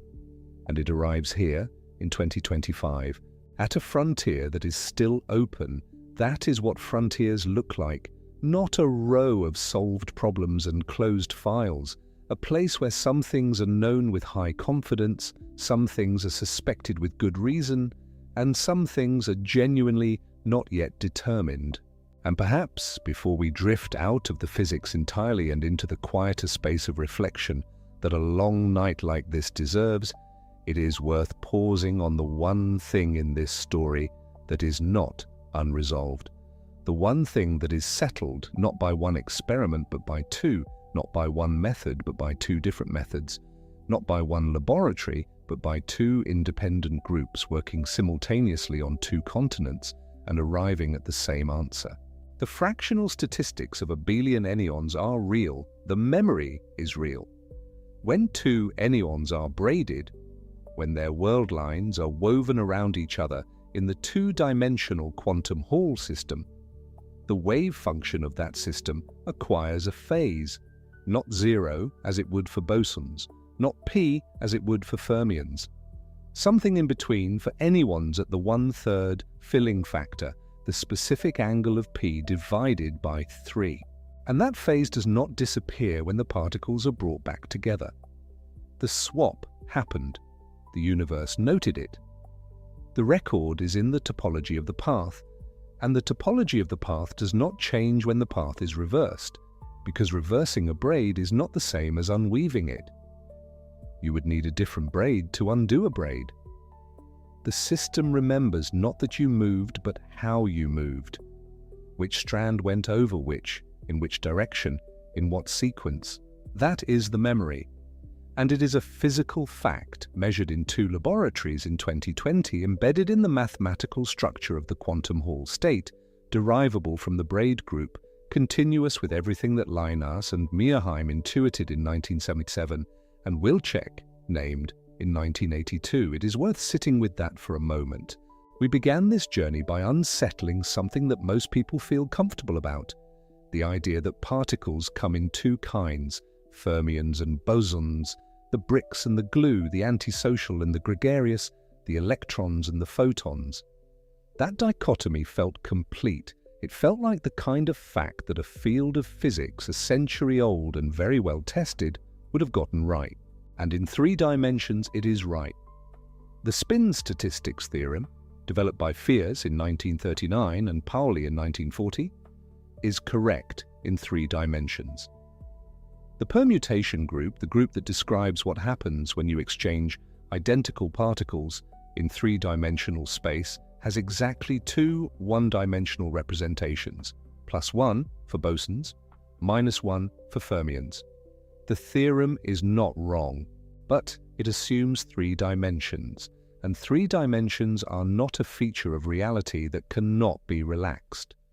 Reality, as it turns out, can be effectively 2-dimensional, in the thin plane of the fractional quantum Hall system, where electrons are confined to a layer a few atoms thick by the combination of the semiconductor substrate and the perpendicular magnetic field, and where the relevant physics is genuinely, effectively, 2-dimensional for the purposes of the particle's statistics.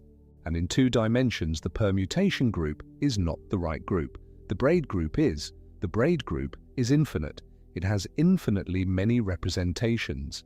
Its one-dimensional representations cover not just +1 and -1, but every complex number of magnitude 1, every angle on the circle, every possible exchange phase, including the ones between 0 and p, including θ PR3, including, in principle, every fraction, every irrational, every real number translated into an angle. Any angle, hence the name. Wilczek's playful, precise, completely appropriate name, anyons. And in the non-abelian case, the representations are not even one-dimensional. They are matrices. The braid group's higher dimensional representations are the mathematical home of non-abelian anyons, where braiding is a rotation in a multidimensional space of states, where the order of operations matters, and where the information stored in the collective braid is genuinely topological, genuinely non-local, genuinely protected. The completeness of the fermion-boson dichotomy was not wrong. It was merely 3-dimensional. That is the kind of revision that physics makes when it is working well. Not a demolition, a generalization. The old framework is preserved inside the new one, correct within its domain, revealed to be a special case of something larger and stranger, and, in the end, more interesting. And the reason this particular generalization matters, the reason anyons are not merely a theoretical curiosity, the reason 2 laboratories in 2020 and multiple groups over multiple decades devoted enormous effort to confirming their existence, is that nature, in providing them, also provided something that the rest of quantum mechanics does not automatically provide, a way to protect information from the noise that destroys it. Every other qubit in every other quantum computing architecture being developed today is local. The information is somewhere. It is in the spin of an electron, or the state of a superconducting circuit, or the energy level of a trapped ion. And because it is somewhere, the environment can find it. The thermal bath surrounding the device, the electromagnetic fluctuations, the cosmic rays passing through the lab, all of them are potential errors, all of them are constantly trying to disturb the quantum state, and the entire engineering challenge of quantum error correction is the challenge of fighting back against that disturbance faster than it accumulates. The anyon qubit, the topological qubit, hides the information in the braid, not in a particle, not in a state, in a pattern of crossings. And patterns of crossings do not have a location. They are global. They belong to the system as a whole. The noise has nowhere to reach. This is not magic. It is topology. And topology, as you may be gently remembering from the coffee mug and the donut that drifted through this conversation some time ago, is the mathematics of properties that do not change under smooth deformations. The number of holes in your coffee mug does not change if you squeeze it or stretch it. It only changes if you tear or close a hole, which is a global, drastic event, not a local perturbation. The braid class of a set of anyonic world lines does not change if the particles wiggle slightly in their paths, or if the temperature fluctuates by a small amount, or if a stray photon bumps one of them for a moment. The braid is either that braid or it isn't. And changing which braid it is requires moving a particle all the way around another one in a different way. which is a controlled, intentional operation, not an accident. That is the protection. Mathematical, inevitable, woven into what the particles are, rather than engineered onto them afterward. Alexei Kitaev saw this in 1997. He saw that the mathematical properties of non-abelian anyons made them, in principle, perfect carriers of quantum information. Perfect not because they are delicate and must be protected, but because they are topological and do not need to be.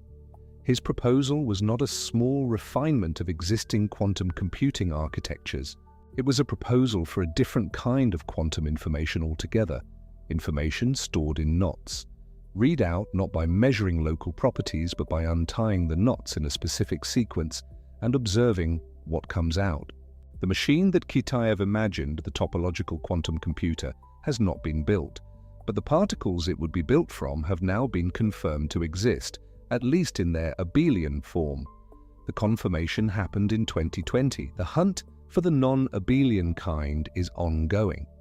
The path from here to there is not trivially short, but it is a path with landmarks, with confirmed results, with a theoretical foundation that is as solid as any in contemporary physics. And somewhere in all of this, in the long arc from Leinaas and Myrheim in 1977 to Kitaev in 1997 and 2003, to the two 2020 experiments, to the ongoing search for non-abelian anyons and Majorana zero modes. Somewhere in this arc, there is a quiet revolution in how we think about information itself. Information is physical. That is one of the deepest lessons of the 20th century in physics. It is not abstract, not separate from the material world, not housed in some ideal realm of pure logic. Information is always encoded in the physical states of physical systems, and the laws of physics constrain what kinds of information can be encoded and how.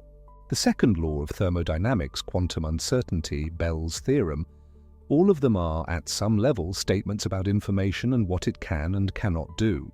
Anyons add a new entry to this list.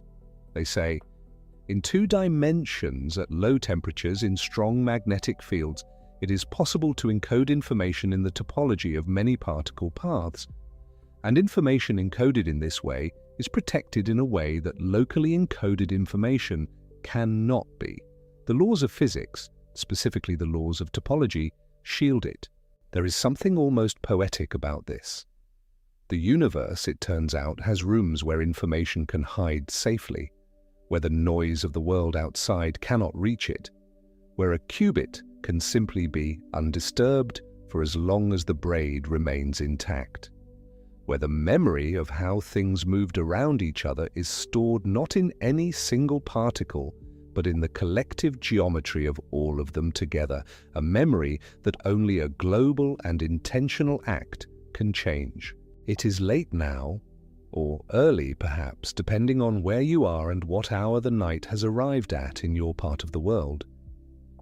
And if you have drifted some time ago through some of the earlier parts of this journey, through the coffee mug and the donut, and the explanation of why clockwise is not the same as counterclockwise in 2 dimensions, through the fractional quantum Hall system and the improbable fraction of an electron's charge, through Paris in April 2020 and Purdue in July 2020, and the clean, quiet vindication of 37 years of theory, if you have drifted through all of that and landed here, in this quieter place near the end, then there is one thing worth carrying with you into sleep, if you carry anything at all. The particles in your body, like the electrons in every atom, in every molecule, in every cell, in every neuron that is right now doing the improbable work of generating or receiving this narration, those particles are fermions. In 3 dimensions, obeying the Pauli exclusion principle, which is what makes matter solid, which is what makes the chair or the bed or the surface underneath you push back against your weight. The electrons in your atoms cannot all pile up in the same quantum state. They are forced into different states, different energy levels, different orbits, by the anti-symmetry of their shared wave function. And that forced arrangement is what gives matter its structure, its rigidity, its resistance to collapse, You are made of particles that obey these rules, these particular rules, in 3 dimensions. But the rules themselves are not the deepest truth. They are the 3-dimensional expression of something more general. In 2 dimensions, the same physics that makes electrons into fermions and photons into bosons opens a door to a 3rd kind of existence. The anionic kind, the braiding kind, the remembering kind. And that 3rd kind of existence is not hypothetical anymore. It was confirmed in 2020 in 2 laboratories by 2 different methods. It is real. It lives in thin sheets of cooled semiconductor in strong magnetic fields, and it carries 1/3 of an electron's charge, and it braids with a statistical angle of p/3. And when the world lines of 2 anyons are woven around each other and then separated, the wave function of the system is not the same as it was before. It is rotated by that angle. It remembers. You are made of the same quantum fields that in the right conditions generate these excitations. Not the same particles. Anyons are quasiparticles. Collective excitations, not fundamental in the way electrons are fundamental, but the same underlying quantum mechanical world that gives you fermions and bosons also gives, under the right conditions, anyons. It is one world, one set of rules applied in different geometries, generating different possibilities. The coffee mug and the donut are both made of clay. Topology is why they are different despite being both made of clay. The electron and the anion are both made of quantum fields. Dimensionality is why they are different despite both being made of quantum fields. And the anion's memory, the fact that it does not forget how it was moved around its neighbor, the fact that the braid class of its world line is preserved in the physics of the system, the fact that this memory is immune to the local noise that erodes all other kinds of quantum information. That memory is not a metaphor. It is not a poetic license, not a popularization that sacrifices accuracy for accessibility. It is a precise physical statement supported by theory, confirmed by experiment, and in the process of being turned into a technology that would, if successful, represent one of the most consequential applications of pure mathematics to physical engineering in the history of science. A quantum computer whose errors are protected not by engineering but by knot theory. A qubit stored in the topology of a braid. A memory that the universe keeps without any instruction from you, simply because the path was taken and the path cannot be taken back. It is a beautiful idea, and it is true. Wherever you are tonight, in a room with a lamp still on, or in darkness, or listening while traveling through some city whose lights are passing outside a window, or perhaps already half in that other world that sleep opens, the one where the mind writes its own strange stories in the small hours.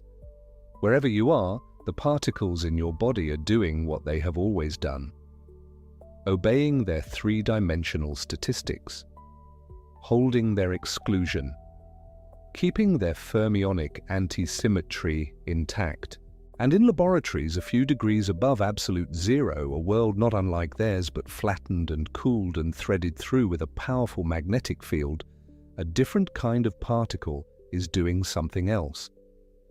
Something that only became nameable in 1982, only became experimentally accessible over decades of careful work, and only became confirmed in the full statistical sense in the spring and summer of 2020. Those particles are remembering, not the way you remember, not with anything like consciousness or intention or narrative. They remember the way topology remembers, irreversibly, globally, without any possibility of local erasure. The braid is the memory. The memory is the braid, and the universe holds it without effort, the way it holds the number of holes in every object it contains. Back at the beginning of this journey, I mentioned that you were lying somewhere in the world, in whatever hour it happens to be where you are.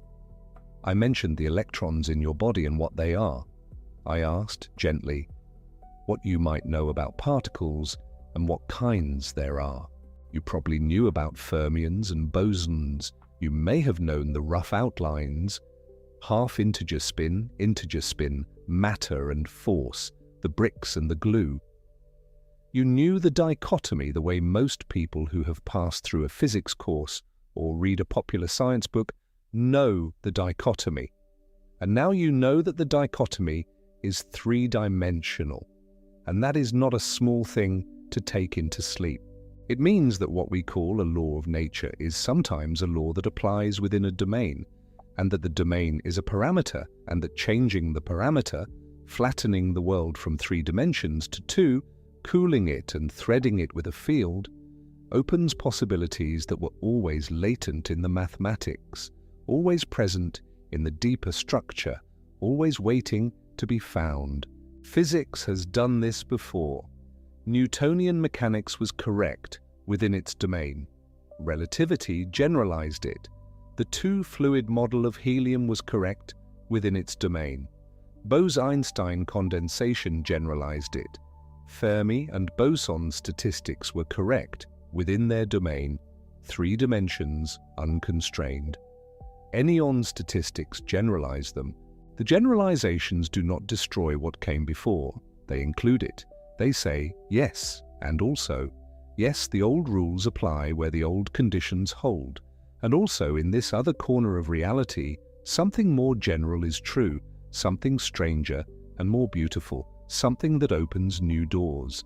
The door that anyone's open leads, eventually, to a machine that thinks with knots. We have not walked all the way through that door yet, but we have confirmed in 2020 that the door is real, that the handle is there, that the physics supports the opening.